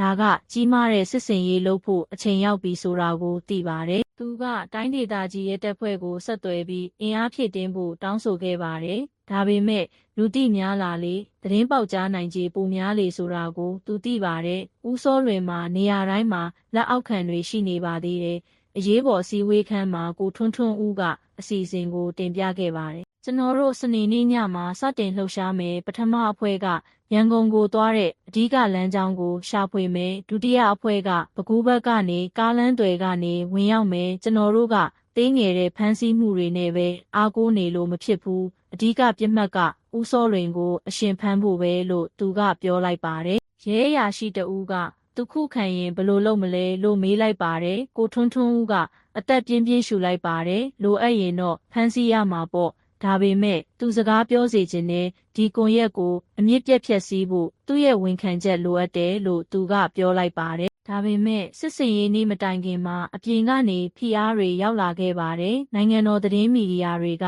ဒီအမှုကိုအကြီးအကျယ်ဖော်ပြခဲ့ကြပါတယ်။ကိုထွန်းထွန်းဦးရဲ့အမည်လည်းပါဝင်လာခဲ့ပါတယ်။သူ့ရဲ့ရဲရင့်မှုကိုချီးကျူးသူတွေရှိခဲ့သလိုလူကြိုက်များမှုကိုရှာဖွေနေတယ်လို့ဆွဆွဲပြီးလှောင်ပြောင်သူတွေလည်းရှိခဲ့ပါတယ်။အဲ့ဒီဖိအားတွေကြားထဲမှာကိုထွန်းထွန်းဦးကသူ့အခန်းထဲမှာတယောက်တည်းထိုင်နေခဲ့ပါတယ်။သူတာဝန်ထမ်းဆောင်ရင်ကြာဆုံးသွားခဲ့တဲ့ရဲအရာရှိဟောင်းဖခင်ဖြစ်သူရဲ့မှတ်စုစာအုပ်ဟောင်းလေးကိုဖွင့်ကြည့်လိုက်ပါတယ်။ပထမစာမျက်နှာမှာတော့အမှောင်ကိုဘယ်တော့မှမကြောက်နဲ့အမှန်တရားကအမြဲတမ်းအလင်းရောင်ပဲလို့ရေးထားပါတယ်။ကိုထွန်းထွန်းဦးကမျက်ရည်တွေဝဲရင်းစာအုပ်ကိုပိတ်လိုက်ပါတယ်။အဖေအခုတော့အဖေပြောတာကိုသားနားလည်ပြီလို့သူကပြောလိုက်ပါတယ်။စစ်စင်ရေးညရောက်လာခဲ့ပါပြီ။မိထီလာကောင်းကင်ကတိမ်တွေဆိုင်နေပြီးလေကပြင်းပြင်းထန်ထန်တိုက်ခတ်နေခဲ့ပါတယ်။ကိုထွန်းထွန်းဦးကရဲကားတွေအသင့်ပြင်ထားတဲ့ယာယီရုံးရှိမှာရက်နေခဲ့ပါတယ်။ကိုကြီးမွန်ကမျက်နှာတီတီနဲ့သူ့စီကိုချင်းကပ်လာခဲ့ပါတယ်။ဆရာကျွန်တော်လိုက်လို့ရမလားလို့သူကမေးလိုက်ပါတယ်။ကိုထွန်းထွန်းဦးကသူ့ကိုကြည့်လိုက်ပါတယ်။ဒါကလွယ်ကူတဲ့တာဝန်မဟုတ်ဘူး။ကိုကြီးမွန်တစ်ခုခုဖြစ်ရင်မင်းအနေနဲ့ဖြစ်နိုင်တယ်လို့သူကပြောလိုက်ပါတယ်။ကိုကြီးမွန်ကရင်ဘတ်ကိုမောလိုက်ပါတယ်။ကျွန်တော်သားကောင်တွေအများကြီးမြင်ခဲ့ပြီးပါပြီ။ဦးစောလွင်ကိုမဖမ်းနိုင်ရင်ကျွန်တော်စိတ်မချမ်းမြေ့နိုင်ဘူး။အပေါ်မျက်စိအဖြစ်နဲ့ပဲဖြစ်ဖြစ်ကူညီပေးရစေလို့သူကပြောလိုက်ပါတယ်။ကိုထွန်းထွန်းဦးကခဏတာတိတ်ဆိတ်သွားပြီးနောက်ခေါင်းငိမ့်လိုက်ပါတယ်။ကောင်းပြီဒါပေမဲ့ရန်တမ်းမလုံးနဲ့အမိန့်ကိုနာခံပါလို့သူကပြောလိုက်ပါတယ်။ကားရန်ကြီးမိထီလာမြို့နယ်ကနေထွက်ခွာသွားခဲ့ပါတယ်။လမ်းတွေကမှောင်မိုက်နေပြီးကားမီးတွေကလာလင်းထိန်နေခဲ့ပါတယ်။ကိုထွန်းထွန်းဦးက ဒါကပုံမှန်ရဲစစ်စင်ရေးတစ်ခုတည်းမဟုတ်ပဲသူ့အတွက်မိထီလာမြို့နယ်ရွာသားတွေအတွက်နဲ့ပြန်မလာနိုင်ခဲ့တဲ့တားကောင်တွေအားလုံးအတွက်အန္တရာယ်များတဲ့အခြေအနေတစ်ခုပဲဆိုတာကိုသူသိပါတယ်။အဝေးမှာရန်ကုန်ကစောင့်ကြိုနေပြီးအဲ့ဒီမှာဦးစောလွင်ရဲ့အရေးကပုံမိုရှင်းလင်းလာပါပြီဒါပေမဲ့သူပြစ်မှတ်နဲ့နီးလာလေထောင်ချောက်က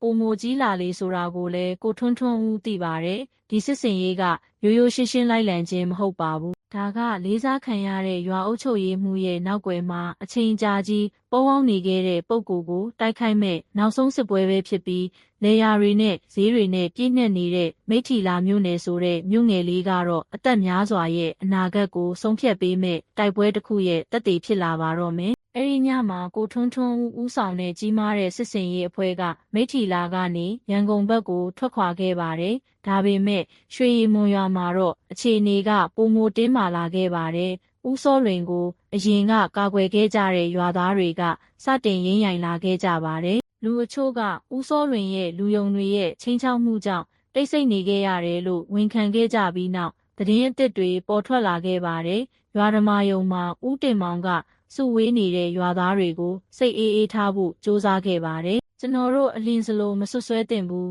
ရဲတွေကိုအလုံးလုံးခွင့်ပြုကြဆိုလို့သူကအတန်မာမာနဲ့ပြောလိုက်ပါတယ်။ဒါပေမဲ့ရွာသားတွေရဲ့အော်ဟစ်တန်တွေကသူ့ကိုဖျက်တောက်လိုက်ပါတယ်။ဦးတင်မောင်ကျွန်တော်တို့အချိန်ကြာကြီးလိန်ညာခံခဲ့ရပြီလို့မိန်းကလေးငယ်တဦးကအော်ဟစ်လိုက်ပါတယ်။ဦးစောလွင်ကရက်ရောတယ်လို့ပြောပေမဲ့ရွာရဲ့အလှငွေတွေဘာလို့မကြာခဏပျောက်ဆုံးနေရတာလဲဘာလို့မေးတဲ့သူတွေကိုသူ့လူတွေကချင်းချောက်တာလဲလို့သူကပြောလိုက်ပါတယ်မှန်ပါတယ်လို့နောက်တစ်ယောက်ကထပ်ဖြည့်ပြောလိုက်ပါတယ်အမှားမရှိရင်ဘာလို့ထွက်ပြေးတာလဲရွာအုပ်ချုပ်ရေးမှုကဥပဒေကိုရင်ဆိုင်ရမှာပေါ့လို့သူကပြောလိုက်ပါတယ်ဦးတင်မောင်ကအသက်ပြင်းပြင်းရှူလိုက်ုံသာတက်နိုင်ခဲ့ပါတယ်ဦးစောလွင်ရဲ့အလှူဒန်းတွေနဲ့ချိုမီနဲ့မိန်ကွန်းတွေနဲ့နှစ်ပေါင်းများစွာထိမ့်သိမ်းထားခဲ့တဲ့ပုံရိပ်တွေကစတင်ပြိုလဲနေပြီဆိုတာကိုသူသိပါတယ်။အရင်ကအပြည့်အဝယုံကြည်ခဲ့တဲ့ရွာကအခုတော့ဒေါသနဲ့ပြည့်နှက်နေခဲ့ပါပြီ။တစ်ချိန်တည်းမှာပဲစစ်စင်ရေးလမ်းကြောင်းပေါ်မှာကိုထွန်းထွန်းဦးကမသိတဲ့နံပါတ်တစ်ခုကနေစာတိုတစ်စောင်ရရှိခဲ့ပါတယ်။ထွန်းထွန်းဦးရက်လိုက်ပါမင်းဘသူနဲ့ရင်ဆိုင်နေရလဲဆိုတာမင်းမသိဘူးဆက်လို့ရင်မင်းသားကောင်ဖြစ်နိုင်တယ်ဒီညမှာမင်းကဦးစောလွင်ကိုလိုက်လံနေတာမဟုတ်ဘူးသူကမင်းကိုစောင့်နေတာလို့ရေးထားပါတယ်ကိုထွန်းထွန်းဦးကလက်သီးဆုပ်လိုက်ပါတယ်ဒီစာကပုံမှန်ချင်းချောက်မှုမဟုတ်ဘူးဆိုတာကိုသူသိပါတယ်ဦးစောလွင်ကကောက်ကျစ်ပြီးအမြဲတမ်းတလန်းသာနေခဲ့သူပါဒါပေမဲ့သူရင်းရိုင်လို့မရပါဘူးဆရာဘသူစီကစာလဲလို့သူ့ဘေးနားကကားထဲမှာထိုင်နေတဲ့ကိုကြီးမွန်ကမေးလိုက်ပါတယ်ကိုထွန်းထွန်းဦးကခေါင်းသာရမ်းပြလိုက်ပါတယ်အရေးမကြီးဘူးကျွန်တော်တို့အစီအစဉ်ကိုအာယုံဆိုင်မယ်လို့သူကပြောလိုက်ပါတယ်ဒါပေမဲ့သူ့ရင်ထဲမှာတော့ဦးစောလွင်ကထောင်ချောက်ဆင်နေပြီဆိုတာကိုသူသိပါတယ်တခြားတစ်ဖက်မှာတော့ဒေါ်ခင်စိန်ကလက်လူရှူလို့မရတဲ့စိုးရိမ်ပူပန်မှုကိုခံစားနေရပါတယ်အဲ့ဒီညကသူမရဲ့အိမ်ကိုလူစိမ်းတွေကကြောက်ခဲတွေနဲ့ပြစ်ပေါက်ခဲ့ပါတယ်။သတင်းပေါက်မှန်ပေါ်မှာစက်မဝင်ပါနဲ့မဟုတ်ရင်မင်းရဲ့ကလေးတွေအသက်ဆုံးရှုံးလိမ့်မယ်လို့ရေးထားတဲ့စက္ကူစုပ်တရွက်ကတ်ထားပါတယ်။သူမကစာကိုဖတ်နေချိန်မှာလက်တွေတုန်နေခဲ့ပါတယ်။သူမချက်ချင်းဦးတင်မောင်ရဲ့အိမ်ကိုသွားပြီးအကူအညီတောင်းခံခဲ့ပါတယ်။ဦးလေးကျမကြောက်တယ်သူတို့ကျမမိသားစုကိုဒုက္ခပေးလိမ့်မယ်လို့သူမကပြောလိုက်ပါတယ်။ဦးစောလွင်ကဒီလောက်ဆိုးရွားနေတာတကယ်လားဦးလေးလို့သူကမေးလိုက်ပါတယ်။ဦးတင်မောင်ကခေါင်းငုံပြီးမျက်လုံးတွေညှိုးငယ်နေခဲ့ပါတယ်။ငါသမီးအရင်ကသူကစ조사ပြီးရွာသားတွေကိုကူညီတဲ့လူငယ်တယောက်အဖြစ်ငါသိခဲ့တယ်။ဒါပေမဲ့အာနာနဲ့ပတ်စံကအရာအလုံးကိုပြောင်းလဲစေခဲ့တယ်။ငါလည်းမစင်စားနိုင်ဘူး။ဒေါ်ခင်စိန်လို့သူကပြောလိုက်ပါတယ်။အပြင်မှာစုညံတန်ကိုကြားလိုက်ရတဲ့ရွာသားတွေစုဝေးလာခဲ့ကြပါတယ်။ချင်းချောက်မှုသတင်းပြန့်နှံ့သွားတဲ့အခါမှာတော့ရွာသားတွေရဲ့ဒေါသကပုံမိုပြင်းထန်လာခဲ့ပါတယ်။ပထမဆုံးအကြိမ်ဖြစ်ကျေလောင်တဲ့အတန်တွေထွက်ပေါ်လာခဲ့ပါတယ်။ဦးစောလွင်ဒီရွာကိုပြန်လာတာကိုတွေ့ရင်ကျွန်တော်တို့ကိုယ်တိုင်ဖမ်းကြမယ်လို့အော်ဟစ်ခဲ့ကြပါတယ်။တစ်ချိန်တည်းမှာပဲရန်ကုန်ကိုသွားတဲ့လမ်းမှာရဲကားတန်းကြီးကလမ်းကိုပိတ်ဆို့ထားတဲ့ကုန်တင်ကားကြီးတစ်စီးကြောင့်ရုတ်တရက်ရပ်တန့်သွားခဲ့ပါတယ်။ခန္ဓာကိုယ်ထွားကြိုင်းတဲ့မျိုးသားအချို့ကဓာတ်ရှည်လက်နက်တွေကိုကင်ဆောင်ပြီးဆင်းလာကြပါတယ်။သူတို့ကပုံမှန်ရွာသားတွေမဟုတ်ပါဘူး။ဦးစောလွင်ရဲ့ငှားရမ်းထားတဲ့လူတွေပါပဲဆရာထွန်းထွန်းဦးဆက်သွားရမလားဒါမှမဟုတ်နောက်ဆုတ်ရမလားလို့ရဲတဦးကမျက်နှာတီတီနဲ့မေးလိုက်ပါတယ်ကိုထွန်းထွန်းဦးက သူ့လက်ကိုမြှောက်ပြီးအချက်ပြလိုက်ပါတယ်။မထိတ်လန့်ကြနဲ့ကျွန်တော်တို့လမ်းကိုရှင်းမယ်သူတို့အချိန်ဆွဲအောင်မလုံးနဲ့လို့သူကပြောလိုက်ပါတယ်။တိုတောင်းတဲ့တိုက်ပွဲတစ်ခုဖြစ်ပွားခဲ့ပါတယ်။ရဲတွေကပုံမှန်ကိရိယာတွေနဲ့ခုခံခဲ့ကြပါတယ်။လူဆိုးတွေကတော့ထွက်ပြေးဖို့ကြိုးစားခဲ့ကြပါတယ်။အဲ့ဒီရှုပ်ထွေးမှုတွေကြားထဲမှာကိုထွန်းထွန်းဦးကတခုခုကိုသဘောပေါက်ခဲ့ပါတယ်။ဦးစောလွင်ကတမင်တကာအချိန်ဆွဲနေတာပါပဲ။သူကဝေးဝေးပြေးဖို့ဘယ်တော့မှရည်ရွယ်ခဲ့ခြင်းမရှိပါဘူး။စုံစမ်းစစ်ဆေးမှုကိုအာရုံပြောင်းစေချင်တာပါပဲ။မိထီလာမြို့နယ်မှာတော့တိုက်ခိုက်မှုသတင်းက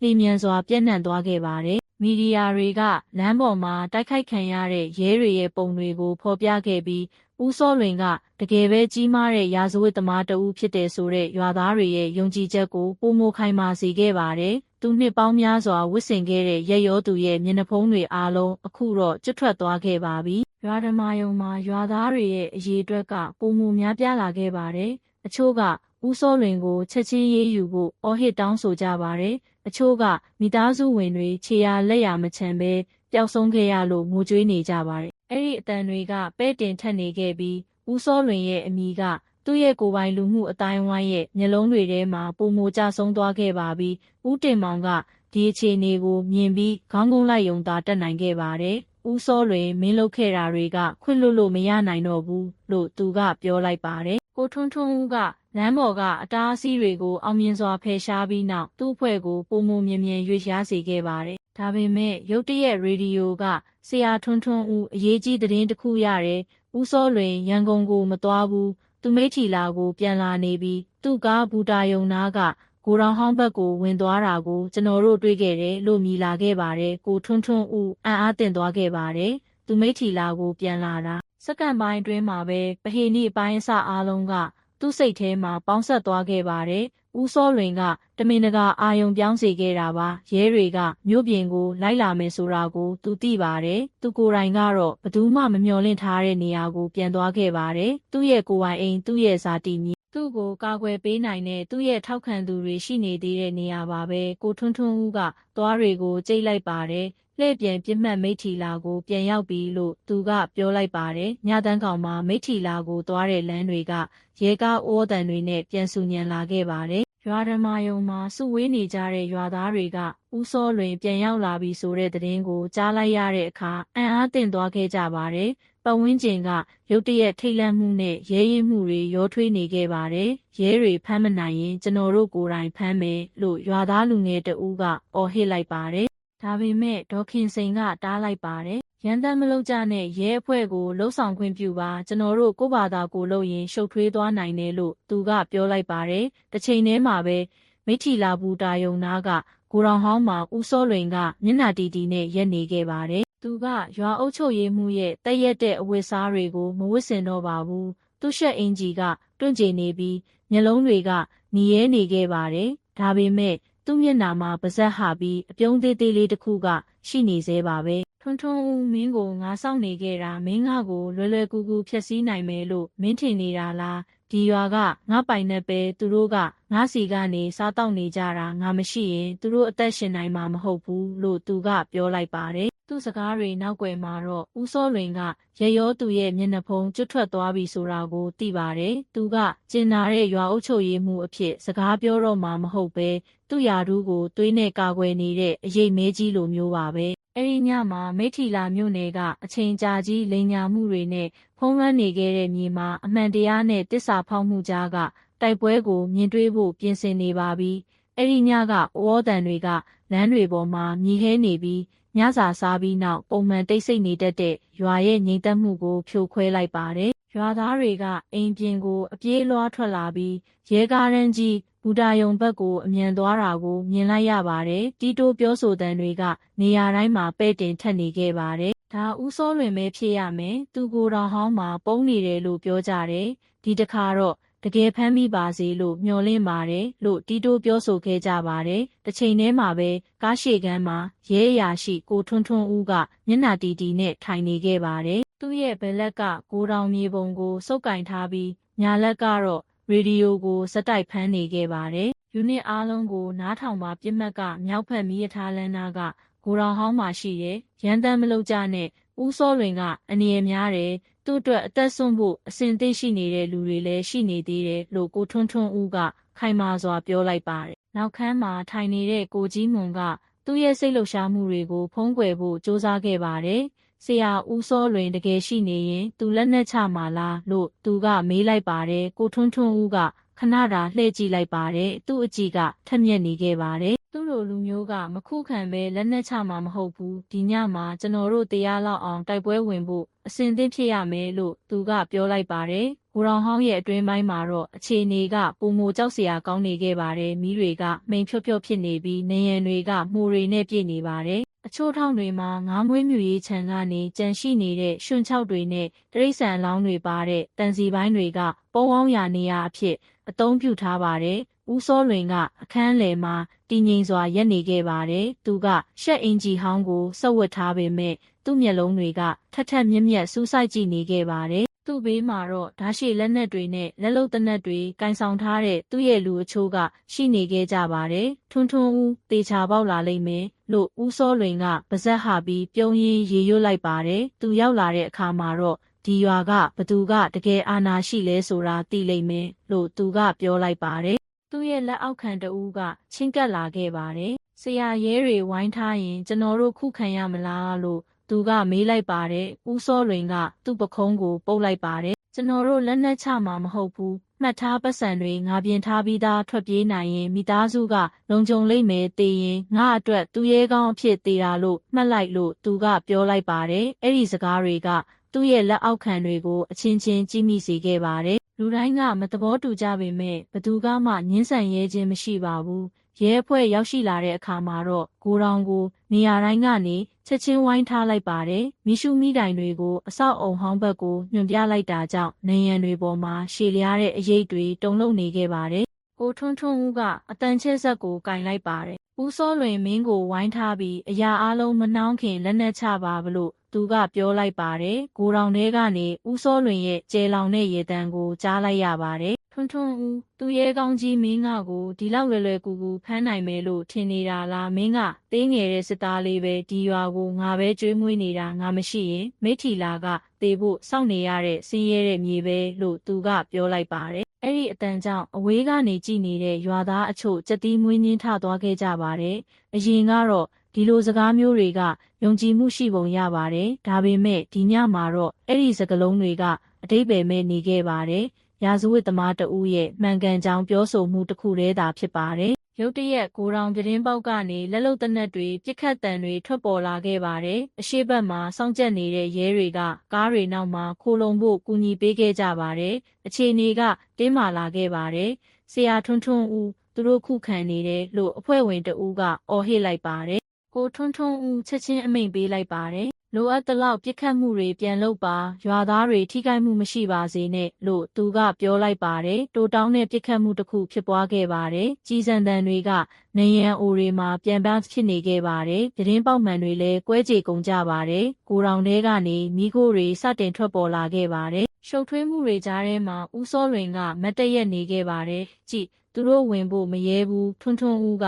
အပြင်ကနေအော်ယုံပဲရဲတာလို့သူကပြောလိုက်ပါတယ်ဒါပေမဲ့အဲ့ဒီစကားတွေကိုချက်ချင်းခြေဖြတ်လိုက်ပါတယ်ကိုထွန်းထွန်းဦးကအဖွဲ့ငယ်လေးနဲ့အတူတယောက်တည်းရှေ့ဆက်သွားဖို့ဆုံးဖြတ်လိုက်ပါတယ်ပိတ်ဆို့ထားရုံနဲ့စစ်စင်ရေးလုပ်ရင်ဦးစောလွင်ကမီးရထားလမ်းနဲ့ချိတ်ဆက်ထားတဲ့နောက်ဖေးလမ်းကြားကနေထွက်ပြေးနိုင်တယ်ဆိုတာကိုသူသိပါတယ်ကိုကြီးမွန်ငါနဲ့လိုက်ခဲ့အဖွဲ့ဝင်2ဦးကညာဘက်ကနေဝင်နောက်2ဦးကဘယ်ဘက်ကနေဝင်သူတို့ကိုအလဲကိုဖိအားပေးမယ်လို့သူကပြောလိုက်ပါတယ်ဟုတ်ကဲ့ဆရာလို့ကိုကြီးမွန်ကဖြေလိုက်ပါတယ်သူ့နှစ်ဘူးမှာချွေးအေးတွေဆိုနေပေမဲ့ပေါ့သူတို့ဝင်လိုက်တာနဲ့ပုတ်အနံဆိုးတွေထွက်ပေါ်လာခဲ့ပါတယ်ကိုတောင်ထဲမှာရွှွန့်ချောက်တွေနဲ့ငါးမွေးမြူရေးခြံကနေကြံရှိနေတဲ့တရိတ်ဆန်အလောင်းတွေပါတဲ့အိတ်ကြီးတွေလည်းရှိနေခဲ့ပါတယ်ဒီနေရာကိုအချိန်အကြာကြီးဖုံးကွယ်ထားရာနေရာအဖြစ်အသုံးပြုခဲ့တယ်လို့ကိုထွန်းထွန်းဦးယူဆခဲ့ပါတယ်ဦးစောလွင်ကကိုထွန်းထွန်းဦးရောက်လာတာကိုမြင်လိုက်ပါတယ်သူ့အကြည့်ကအေးဆက်နေပေမဲ့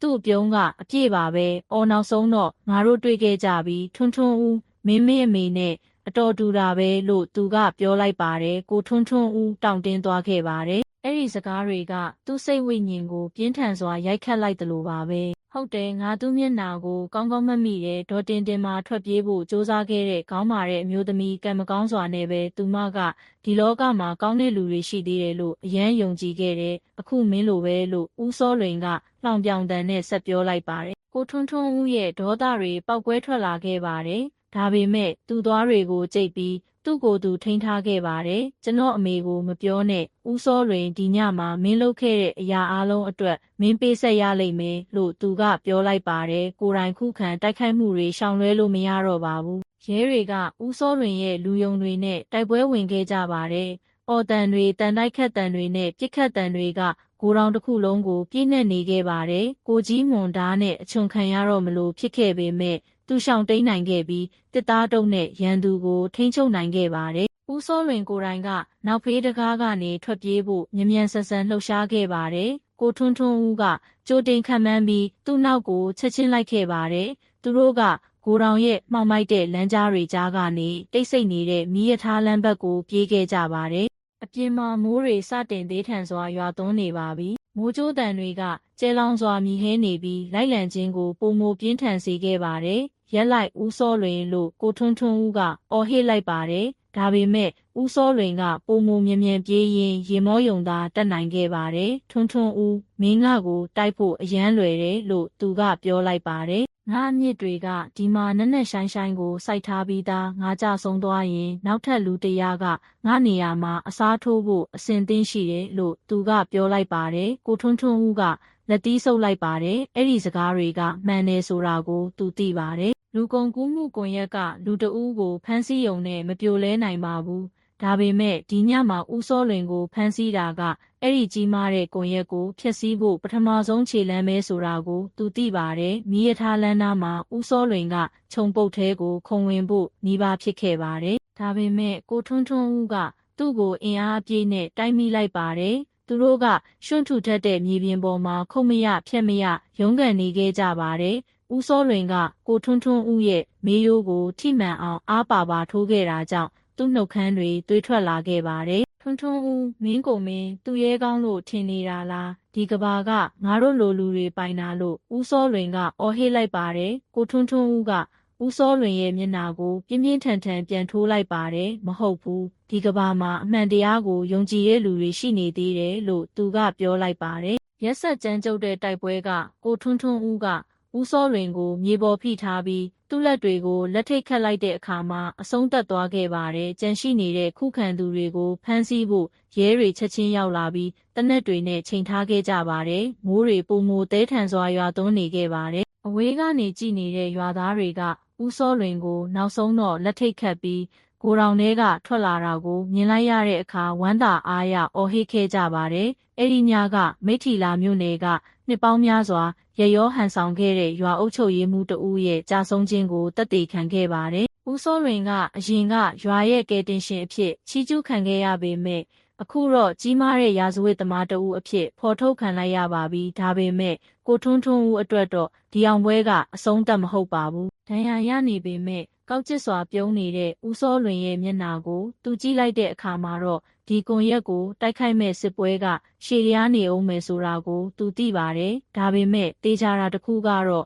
အဲ့ဒီညမှာဦးစောလွင်ရဲ့မျက်နှာဖုံးကအမှန်တကယ်ပြိုလဲသွားခဲ့ပြီးအမှန်တရားတွေကနောက်ဆုံးတော့ပေါ်ပေါက်လာခဲ့ပါပြီ။အဲ့ဒီညကမိထီလာမြို့နယ်ရဲ့လေထုကအလွန်ပူအိုက်နေခဲ့ပါတယ်။ရွာတစ်ခုလုံးကမပြောရသေးတဲ့လျှို့ဝှက်ချက်တွေကိုဖုံးကွယ်ထားသလိုမျိုးပါပဲပုံမှန်အားဖြင့်မှိန်ဖြော့နေတတ်တဲ့လမ်းမီးတွေကအခုဆိုလုံးဝနီးပါးငြိမ့်နေခဲ့ပါပြီရွာသားအချို့ရဲ့အိမ်တွေကနေမှိန်ဖြော့တဲ့အလင်းရောင်တွေပဲကျန်နေခဲ့ပါတယ်အဲ့ဒီကြောင့်မဖွယ်ပတ်ဝန်းကျင်ကြားထဲမှာအမှန်တရားနဲ့ပုံမူနီးကပ်လာတဲ့ရဲရာရှိကိုထွန်းထွန်းဦးကနုံးနေသေးပါပဲသူ့မျက်လုံးတွေကမှတ်တမ်းမှတ်ရာတွေတားကောင်တွေရဲ့ဓာတ်ပုံတွေနဲ့နေ့စဉ်ပုံမူပြည့်နှက်လာတဲ့ပုံကြီးတစ်ခုကိုကြည့်နေခဲ့ပါတယ်ဒီဆက်ဆက်မှုအားလုံးရဲ့အဆုံးသတ်ကဦးစောလွင်စီကိုပဲဥတီနေသေးတယ်လို့သူကတိုးတိုးလေးရေရွတ်လိုက်ပါတယ်နှစ်ပေါင်းများစွာရွာသားတွေကဉာဏ်ပညာရှိသူအဖြစ်ချီးကျူးခဲ့ကြတဲ့ရွာအုပ်ချုပ်ရေးမှူးရဲ့နာမည်ပါပဲ ဒါပေမဲ့စုဆောင်းထားတဲ့အချက်လက်တွေကရွာကောင်းဆောင်ရဲ့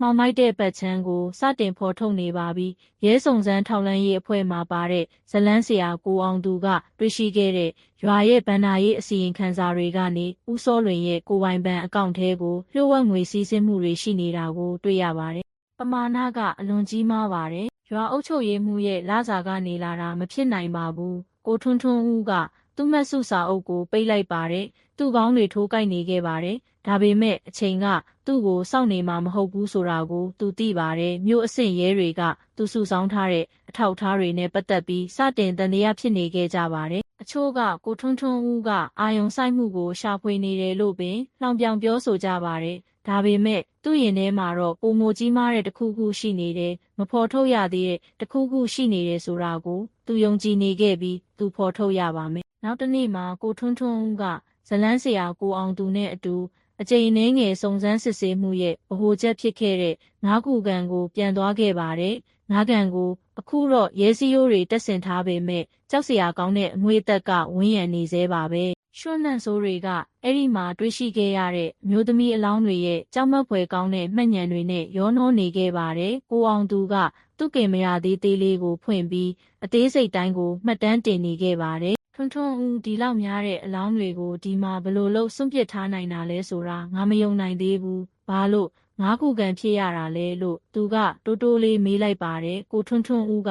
သက်ပြင်းပြင်းရှူလိုက်ပါတယ်ဘာလို့လဲဆိုတော့ရွှွန့်တွေကခြေရလက်ရာတွေကိုဖုံးကွယ်နိုင်လို့လူတွေကဒါကိုတကယ့်ရာဇဝတ်မှုထက်ထူးဆန်းတဲ့အစီအစဉ်တွေရဲ့အစိတ်ပိုင်းလို့ပိုယုံကြည်ကြလို့ပဲလို့သူကပြောလိုက်ပါတယ်အဲ့ဒါကတရားခံတွေကိုလုံခြုံတယ်လို့ခန်းစားစေတဲ့ဒဏ္ဍာရီတွေကယုတ်တိပေရကိုဖုံးကွယ်လိုက်မယ်ဆိုတာသူတို့သိတယ်လို့သူကပြောလိုက်ပါတယ်ကိုအောင်သူကခေါင်းငိမ့်လိုက်ပေမဲ့သူ့ရင်ထဲမှာတော့ကြက်တီးမွေးညင်းထနေခဲ့ပါတယ်သူတို့နှစ်ဦးသားငါးကန်ရဲ့တစ်ဖက်ချမ်းမှာဒူးထောက်ထိုင်ပြီးတန်တရားဖြစ်ပွဲတစ်သားအကျွင်းကြံတွေကိုကြည့်နေခဲ့ကြပါတယ်ကိုထွန်းထွန်းဦးကတန်ချောင်းသေးသေးလေးနဲ့တစ်သားကိုခောက်ကြည့်လိုက်တဲ့အခါမှာတော့အတန်မဲ့တင်ထွက်လာခဲ့ပါတယ်အဲ့ဒီတစ်သားအောက်မှာလျှို့ဝှက်အခန်းတစ်ခုရှိနေတယ်ဆိုတာကိုသူချက်ချင်းသဘောပေါက်လိုက်ပါတယ်ဒါကငါးကန်တစ်ခုတည်းမဟုတ်ဘူးလို့ကိုထွန်းထွန်းဦးကပြောလိုက်ပါတယ်တစ်သားကိုဖြုတ်ဖို့စ조사ပြီးနောက်သူတို့ကရွှွန့်တွေနဲ့ရေတွေနဲ့ဖုံးအုပ်ထားတဲ့မြေအောက်ခံချင်းပုံစံအခန်းငယ်လေးတစ်ခုကိုတွေ့ရှိခဲ့ကြပါ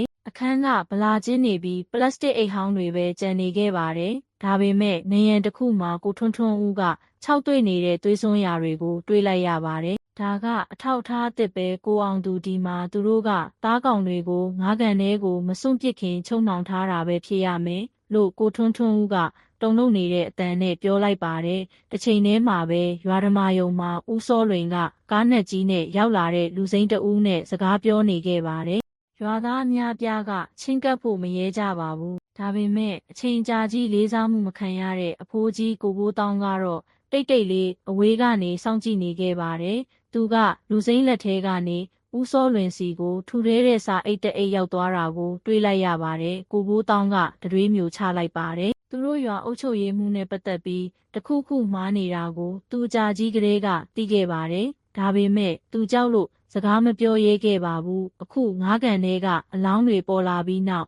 သူ့ရင်ထဲမှာပုံမစိုးရိမ်ပူပန်လာခဲ့ပါတယ်သူစကားပြောဖို့အချိန်ရောက်ပြီလို့သူခံစားလိုက်ရပါတယ်ဒါပေမဲ့သူချေတလန်းမလန်းခင်မှာဦးစောလွင်ရဲ့လူယုံလူငယ်တဦးကသူ့ပခုံးကိုပြင်းပြင်းထန်ထန်ပုတ်လိုက်ပါတယ်ဦးဘိုးတောင်းဝင်မစွတ်ဖက်နဲ့ဒါကလူကြီးလူကောင်းတွေရဲ့ကိစ္စစိတ်အေးချမ်းသာစွာနေခြင်းရင်တိတ်ဆိတ်စွာနေတာကပိုကောင်းတယ်လို့သူကအေးဆက်စွာချိန်ချောက်လိုက်ပါတယ်ကိုဘိုးတောင်းကခေါင်းသာငိမ့်လိုက်ပေမဲ့သူ့နှလုံးခုန်လုံးတွေကပြင်းထန်နေခဲ့ပါတယ်သူ့ကိုစောင့်ကြည့်နေတယ်ဆိုတာကိုသူသိပါတယ်ညနေပိုင်းမှာကိုထွန်းထွန်းဦးကအမည်မသိသတင်းပေးတဦးစီကနေသတင်းအချက်လက်အသစ်ရရှိခဲ့ပါတယ်စာကတိုးတောင်းပါတယ်ဒီညမြောက်ဖက်လေကွင်းဆက်ကဂိုတော်ဟောင်းအဲ့ဒီမှာဦးစောလွင်ရဲ့ပြို့ဝှက်ချက်တွေအားလုံးတင်စီထားတယ်လို့ရေးထားပါတယ်ကိုထွန်းထွန်းဦးမှာတခြားရွေးချယ်စရာမရှိပါဘူးသူဇလန်းဆရာကိုအောင်သူနဲ့အတူသွားရပါမယ်ဖြစ်နိုင်တဲ့အနေနဲ့အားလုံးနဲ့အတူသူကိုယ်သူပြင်ဆင်ထားခဲ့ပါတယ်ညရောက်လာတဲ့အခါမှာတော့သူတို့ကဂိုတော်ဟောင်းစီကိုဥတီနေတဲ့လမ်းကြားလေးကိုရှောက်သွားခဲ့ကြပါတယ်အဆောက်အုံကအချိန်ကြာကြီးစွန့်ပစ်ထားပြီးခြုံပုတ်တွေနဲ့နေရန်ဆေးတွေကွာကျနေခဲ့ပါတယ်တစ်သားတကားကတင်းတင်းပိတ်ထားပေမဲ့ကိုထွန်းထွန်းဦးကကရိယာတေးသေးလေးတစ်ခုနဲ့ဖွင့်နိုင်ခဲ့ပါတယ်အ အတွင်းကိုဝင်လိုက်တာနဲ့ကိုတောင်ရဲ့အတွင်းပိုင်းကိုမြင်လိုက်ရတဲ့အခါသူတို့အံ့အားသင့်သွားခဲ့ကြပါတယ်။ခရီးဆောင်အိတ်ဒါဇင်ပေါင်းများစွာကတရက်ရက်စီထားပါတယ်။အချို့မှာအမျိုးသမီးအဝတ်စားတွေပါဝင်ပါတယ်။အချို့မှာတော့လူကုန်ကူးမှုကွန်ရက်ကိုဖော်ထုတ်မဲ့စာရွက်စာတမ်းတွေပါဝင်ပါတယ်။စပွဲတစ်ခုပေါ်မှာပျောက်ဆုံးသွားတဲ့အမျိုးသမီးတွေရဲ့အမည်စာရင်းဓာတ်ပုံတွေနဲ့နောက်ဆုံးအချက်လက်တွေအပြည့်အစုံပါရှိပါတယ်။ကိုအောင်သူကငိုကြွေးမှုကိုထိန်းချုပ်ပြီးပါဇက်ကိုပိတ်လိုက်ပါတယ်။ထွန်းထွန်းဦးဒါကကြီးမားတဲ့အထောက်အထားပဲလို့သူကပြောလိုက်ပါတယ်။ကိုထွန်းထွန်းဦးကအထောက်အထားအားလုံးကိုသတိထားပြီးဓာတ်ပုံရိုက်ခဲ့ပါတယ်။ဒါပေမဲ့ရုတ်တရက်ကိုတောင်ပြင်ဘက်ကနေခြေတံတွေကြားလိုက်ရပါတယ်။ဓမီအောင်ကတကားပေါက်တွေကြားကနေထိုးဖောက်ဝင်ရောက်လာခဲ့ပါတယ်။သူတို့လာပြီးလို့ကိုထွန်းထွန်းဦးကတိုးတိုးလေးပြောလိုက်ပါတယ်။ကိုအောင်သူကသူ့လက်မောင်းကိုတင်းတင်းဆုပ်ကင်လိုက်ပါတယ်။သူတို့ရဲ့နှလုံးခုန်နှုန်းတွေကညံဆန်လာခဲ့ပါတယ်။သူတို့မတိလိုက်ခင်မှာအဲ့ဒီညကအလှည့်အပြောင်းတစ်ခုဖြစ်လာတော့မှာပါ။အမှန်တရားကိုအောင်မြင်စွာဖော်ထုတ်နိုင်ခြင်းနဲ့မိထီလာမြို့နယ်ရဲ့ဆိုးရွားတဲ့လျှို့ဝှက်ချက်တွေနဲ့အတူမြုပ်နှံခံရခြင်းကြားကအလှည့်ပြောင်းပါပဲမိထီလာမြို့နယ်မြောက်ဘက်လေကွင်းဆက်ကကိုရောင်ဟောင်းရဲ့တကားကပြင်းပြင်းထန်ထန်တုန်လှုပ်နေခဲ့ပါတယ်။တန်တွေတိုက်ခတ်တန်ကနယံအိုတွေကနေဖုံမှုန့်တွေထွက်လာစေခဲ့ပါတယ်။ကိုထွန်းထွန်းဦးနဲ့ကိုအောင်သူတို့အချင်းချင်းကြည့်လိုက်ကြပါတယ်။ကိုအောင်သူရဲ့မျက်နှာကဖြူဖြောနေပေမဲ့သူ့မျက်လုံးတွေကတည်ကြည်နေခဲ့ပါတယ်။ကျွန်တော်တို့မပြေးနိုင်ဘူးပြေးရင်ဒီအထောက်ထားတွေအားလုံးပျောက်ဆုံးသွားလိမ့်မယ်လို့ကိုထွန်းထွန်းဦးကခရီးဆောင်အိတ်တွေနဲ့စာရွက်စာတမ်းတွေကိုညွှန်ပြရင်းတိုးတိုးလေးပြောလိုက်ပါတယ်။ကိုအောင်သူကခေါင်းကြီးလိုက်ပြီးသူ့ကင်မရာသေးသေးလေးကိုမြှောက်လိုက်ပါတယ်။ဖြစ်လာသမျှအရာအားလုံးကိုငါရိုက်ထားမယ်လို့သူကပြောလိုက်ပါတယ်။တကားကိုနောက်ဆုံးတော့အတင်းကျပ်ဖွင့်လိုက်ပါတယ်။ခနာကိုထွားကြိုင်းတဲ့အမျိုးသား၃ဦးဓမီတွေနဲ့ဝင်လာခဲ့ကြပါတယ်။သူတို့ကအချိန်ကြာကြီးရက်ရောသူအဖြစ်လူသိများတဲ့မိထီလာမြို့နယ်ရွာအုပ်ချုပ်ရေးမှူးဦးစောလွင်ရဲ့လူယုံတွေပဲဖြစ်ပါတယ်။သူတို့တဲကတယောက်ကကိုထွန်းထွန်းဦးကိုလက်ညှိုးထိုးပြီးအတန်မာမာနဲ့ပြောလိုက်ပါတယ်။ဆရာဦးစောလွင်ကမင်းတို့တွေအယမ်းများများသိနေပြီလို့ပြောထားတယ်ဒီညမှာမင်းတို့ကိစ္စပြီးသွားပြီလို့သူကပြောလိုက်ပါတယ်။ကိုထွန်းထွန်းဦးကသူအမြဲဆောင်ထားတဲ့တန်တုတ်သေးသေးလေးကိုဆွဲထုတ်လိုက်ပါတယ်။တိုးတောင်းတဲ့တိုက်ပွဲတစ်ခုရှောင်လွဲလို့မရတော့ပါဘူး။စိတ်ပြက်အားငယ်မှုကြောင့်လှုံ့ဆော်ခံထားရတဲ့ရဲရင်မှုနဲ့အတူကိုထွန်းထွန်းဦးကတယောက်ကိုမေးရိုးကိုထိုးပြီးထိန်းချုပ်နိုင်ခဲ့ပါတယ်။ကိုအောင်သူကတော့ကင်မရာ၃ချောင်းကိုအမျိုးသားတဦးရဲ့ခြေထောက်ကိုပြင်းပြင်းထန်ထန်ကန်ထုတ်လိုက်ပါတယ်။တိတ်ဆိတ်နေတဲ့ကိုတောင်ကတိုက်ခိုက်တံတွေအော်တန်တွေနဲ့ပစ္စည်းတွေပြိုကျတံတွေနဲ့ရှုပ်ထွေးသွားခဲ့ပါတယ်။ဒါပေမဲ့အဲ့ဒီရှုပ်ထွေးမှုတွေကြားထဲမှာရုတ်တရက်ရဲကားအော်တန်ကိုအဝေးကနေကြားလိုက်ရပါတယ်။အပြာရောင်နဲ့အနီရောင်မီးတွေကလေကွင်းတွေပေါ်ကတစ်ပင်တွေကြားမှာဖြတ်ခနဲလင်းလက်နေခဲ့ပါတယ်။ကိုထွန်းထွန်းဦးကညင်သာစွာပြုံးလိုက်ပါတယ်။နောက်ဆုံးတော့သူတို့လာကြပြီလို့သူကပြောလိုက်ပါတယ်။မိနစ်အနည်းငယ်အလိုမှာကိုထွန်းထွန်းဦးကကိုတောင်တီနေရာကိုသူ့လုပ်ဖော်ကင်ဘက်စုံစမ်းစစ်ဆေးရေးအဖွဲ့ခေါင်းဆောင်ဗိုလ်မှူးကြီးမြင့်ဦးစီကိုစာတိုနဲ့ပို့ခဲ့ပါတယ်။အဲ့ဒီစာကရောက်ရှိသွားခဲ့ပြီးအဖွဲ့တွေချက်ချင်းလှုပ်ရှားခဲ့ကြပါတယ်။ရဲတွေဝင်ရောက်လာတဲ့အခါမှာတော့ဦးစောလွင်ရဲ့လူယုံတွေထိတ်လန့်သွားပြီးထွက်ပြေးဖို့စ조사ခဲ့ကြပါတယ်။ဒါပေမဲ့အားလုံးအဖမ်းခံခဲ့ရပါတယ်။ကိုတောင်တစ်ခုလုံးဓမီအောင်မှတ်တမ်းတင်ကင်မရာတွေရဲ့ရိုက်ကူးမှုတွေနဲ့ရဲတွေရဲ့အော်ဟစ်တန်တွေနဲ့ပြည့်နှက်နေခဲ့ပါတယ်။ကိုအောင်သူကသူ့ကင်မရာသေးသေးလေးကိုပွေ့ဖက်ပြီးဒူးထောက်ထိုင်ချလိုက်ပါတယ်။သူ့မျက်လုံးတွေကကြောက်ရွံ့မှုကြောင့်မဟုတ်ပဲအမှန်တရားမှာနောက်ဆုံးတော့တက်တေရှိလာလို့ဝမ်းသာအားရဖြစ်ပြီးမျက်ရည်တွေဝဲနေခဲ့ပါတယ်။ကိုထွန်းထွန်းဦးကသူတွေ့ရှိခဲ့တဲ့စာရွက်စာတမ်းတွေကိုလွှဲပြောင်းပေးလိုက်ပါတယ်။ဒါတွေအားလုံးကသားကောင်တွေရဲ့စည်ရင်းနဲ့ငွေကြေးစည်းစိမ်မှုတွေပါပဲဦးစောလွင်ဓာတ်ရိုက်ပါဝင်ပတ်သက်နေတယ်ဆိုတဲ့အထောက်ထားပါပဲလို့သူကပြောလိုက်ပါတယ်။ဗိုလ်မှူးကြီးမြင့်ဦးကသူ့ကိုအလေးနက်ထားပြီးကြည့်လိုက်ပါတယ်။ဒါသာမှန်ရင်ဒီညမှာဦးစောလွင်သူ့အိမ်မှာအိပ်ရတော့မှာမဟုတ်ဘူးလို့သူကပြောလိုက်ပါတယ်။ရွာဓမ္မယုံမှာတော့ဦးစောလွင်ကသူ့ရဲ့လှုပ်ဝက်အစည်းအဝေးကနေအခုမှပြန်လာပြီးအိမ်ရှိမှာရက်နေတဲ့ရဲကားရန်ကြီးကြောင့်အံ့အားသင့်သွားခဲ့ပါတယ်။ရွာသားတွေကတီးတိုးပြောဆိုနေကြပါတယ်။အချို့ကမယုံကြည်နိုင်ကြဘူး။ဦးစောလွင်အဖမ်းခံရတာလားသူပလီကိုအလှူတန်းတွေအမြဲလုပ်တာပဲလို့မိခင်တဦးကတီးတိုးပြောလိုက်ပါတယ်။ဒါပေမဲ့ရဲတွေကလက်ထိတ်ထုတ်ပြီးဖမ်းဝရမ်းဖတ်ပြလိုက်တဲ့အခါမှာတော့တန်တရားအားလုံးပျောက်ကွယ်သွားခဲ့ပါတယ်။ဦးစောလွင်ကသူ့ သူ့ရဲ့ဂုဏ်သိက္ခာကိုထိမ့်သိမ်းဖို့စ조사ပြီးအတန်ကျဲကျဲနဲ့ပြောလိုက်ပါတယ်။ဒါကကောလာဟာလပဲဒီရွာကိုနှစ်ပေါင်းများစွာငါတိဆောက်ခဲ့တာထွန်းထွန်းဦးလိုမနေ့တနေ့ကကလေးတွေရဲ့စကားကိုမယုံကြနဲ့လို့သူကပြောလိုက်ပါတယ်။ဒါပေမဲ့ဗိုလ်မှူးကြီးမြင့်ဦးကလုံးဝမတုန်လှုပ်ခဲ့ပါဘူး။အထောက်အထားအားလုံးရှင်းနေပါပြီ။မြောက်ဘက်လေကွင်းဆက်ကဂိုတောင်9ခုကန်ထဲကမြေအောက်ခံချင်းငွေကြေးစီးဆင်းမှုတွေနဲ့တားကောင်စရင်မင်းဖုံးကွယ်ထားလို့ရတဲ့အရာဘာမှမရှိတော့ဘူးဦးစောလွင်လို့သူကပြောလိုက်ပါတယ်ဦးစောလွင်ရဲ့ပုံမှန်အားဖြင့်ဖော်ရွေတဲ့မျက်နှာကအေးဆက်သွားခဲ့ပါပြီသူကသူ့ကိုကြောက်ရွံ့မှုနဲ့ဒေါသတွေရောထွေးပြီးကြည်နေတဲ့ရွာသားတွေကိုခဏတာလှမ်းကြည့်လိုက်ပါတယ်မိခင်အချို့ကတော့ပျောက်ဆုံးသွားခဲ့တဲ့သူတို့ကလေးတွေဒီစရင်ထဲမှာပါနေနိုင်တယ်ဆိုတာကိုသိလိုက်ရတဲ့အခါငိုကြွေးနေကြပါတယ်သူ့ကိုခေါ်သွားလို့ဗိုလ်မှူးကြီးမြင့်ဦးကတိုတိုတုတ်တုတ်အမိန့်ပေးလိုက်ပါတယ်။ဦးစောလွင်ကိုသူ့ရဲ့ကိုယ်ပိုင်ရွာသားတွေရှေ့မှာလက်ထိတ်ခတ်လိုက်ပါပြီ။အဲ့ဒီညမှာတော့မိထီလာမြို့နယ်တစ်မြို့လုံးမှာဒေါသထွက်မှုနဲ့ဝမ်းသာအားရမှုတွေရောထွေးပြီးညီရဲနေခဲ့ပါတယ်။တစ်ချိန်တည်းမှာပဲကိုထွန်းထွန်းဦးကအနှဲငယ်ဝေးဝေးကနေဒီမြင်ကွင်းကိုရောထွေးနေတဲ့ခန်းစားချက်တွေနဲ့ကြည်နေခဲ့ပါတယ်။သူကရွာကိုနှစ်ပေါင်းများစွာဖုံးအုပ်ထားခဲ့တဲ့လှုပ်ဝက်ချက်တွေကိုဖော်ထုတ်နိုင်ခဲ့ပါတယ်။ဒါပေမဲ့တားကောင်စရင်ထဲမှာသူ့မိရဲ့အမိကိုတွေးလိုက်ရတဲ့အခါသူ့ရင်ထဲမှာနာကျင်ခဲ့ရပါတယ်ကိုအောင်သူကသူ့စီကိုချင်းကပ်လာပြီးကိုထွန်းထွန်းဦးရဲ့ပခုံးကိုညင်သာစွာထိလိုက်ပါတယ်မင်းရအားလုံးကိုပြီးမြောက်အောင်လုပ်နိုင်ခဲ့ပြီးသူတို့အားလုံးနောက်ဆုံးတော့တရားမျှတမှုရရှိခဲ့ပြီးတော့မင်းမေအခုဘာဖြစ်ခဲ့လဲဆိုတာမင်းသိပြီလားလို့သူကမေးလိုက်ပါတယ်ကိုထွန်းထွန်းဦးတိတ်ဆိတ်သွားခဲ့ပါတယ်သူ့မျက်ရည်တွေဖြည်းဖြည်းချင်းစီးကျလာခဲ့ပါတယ်အားနည်းတဲ့ငိုကြွေးမှုမဟုတ်ပဲနှစ်ပေါင်းများစွာသူထမ်းပိုးခဲ့ရတဲ့ဝန်ထုတ်ဝန်ပိုးတွေကနေလွတ်မြောက်မှုပါပဲသူကမိထီလာကောင်းကင်ကိုကြည့်လိုက်ပြီး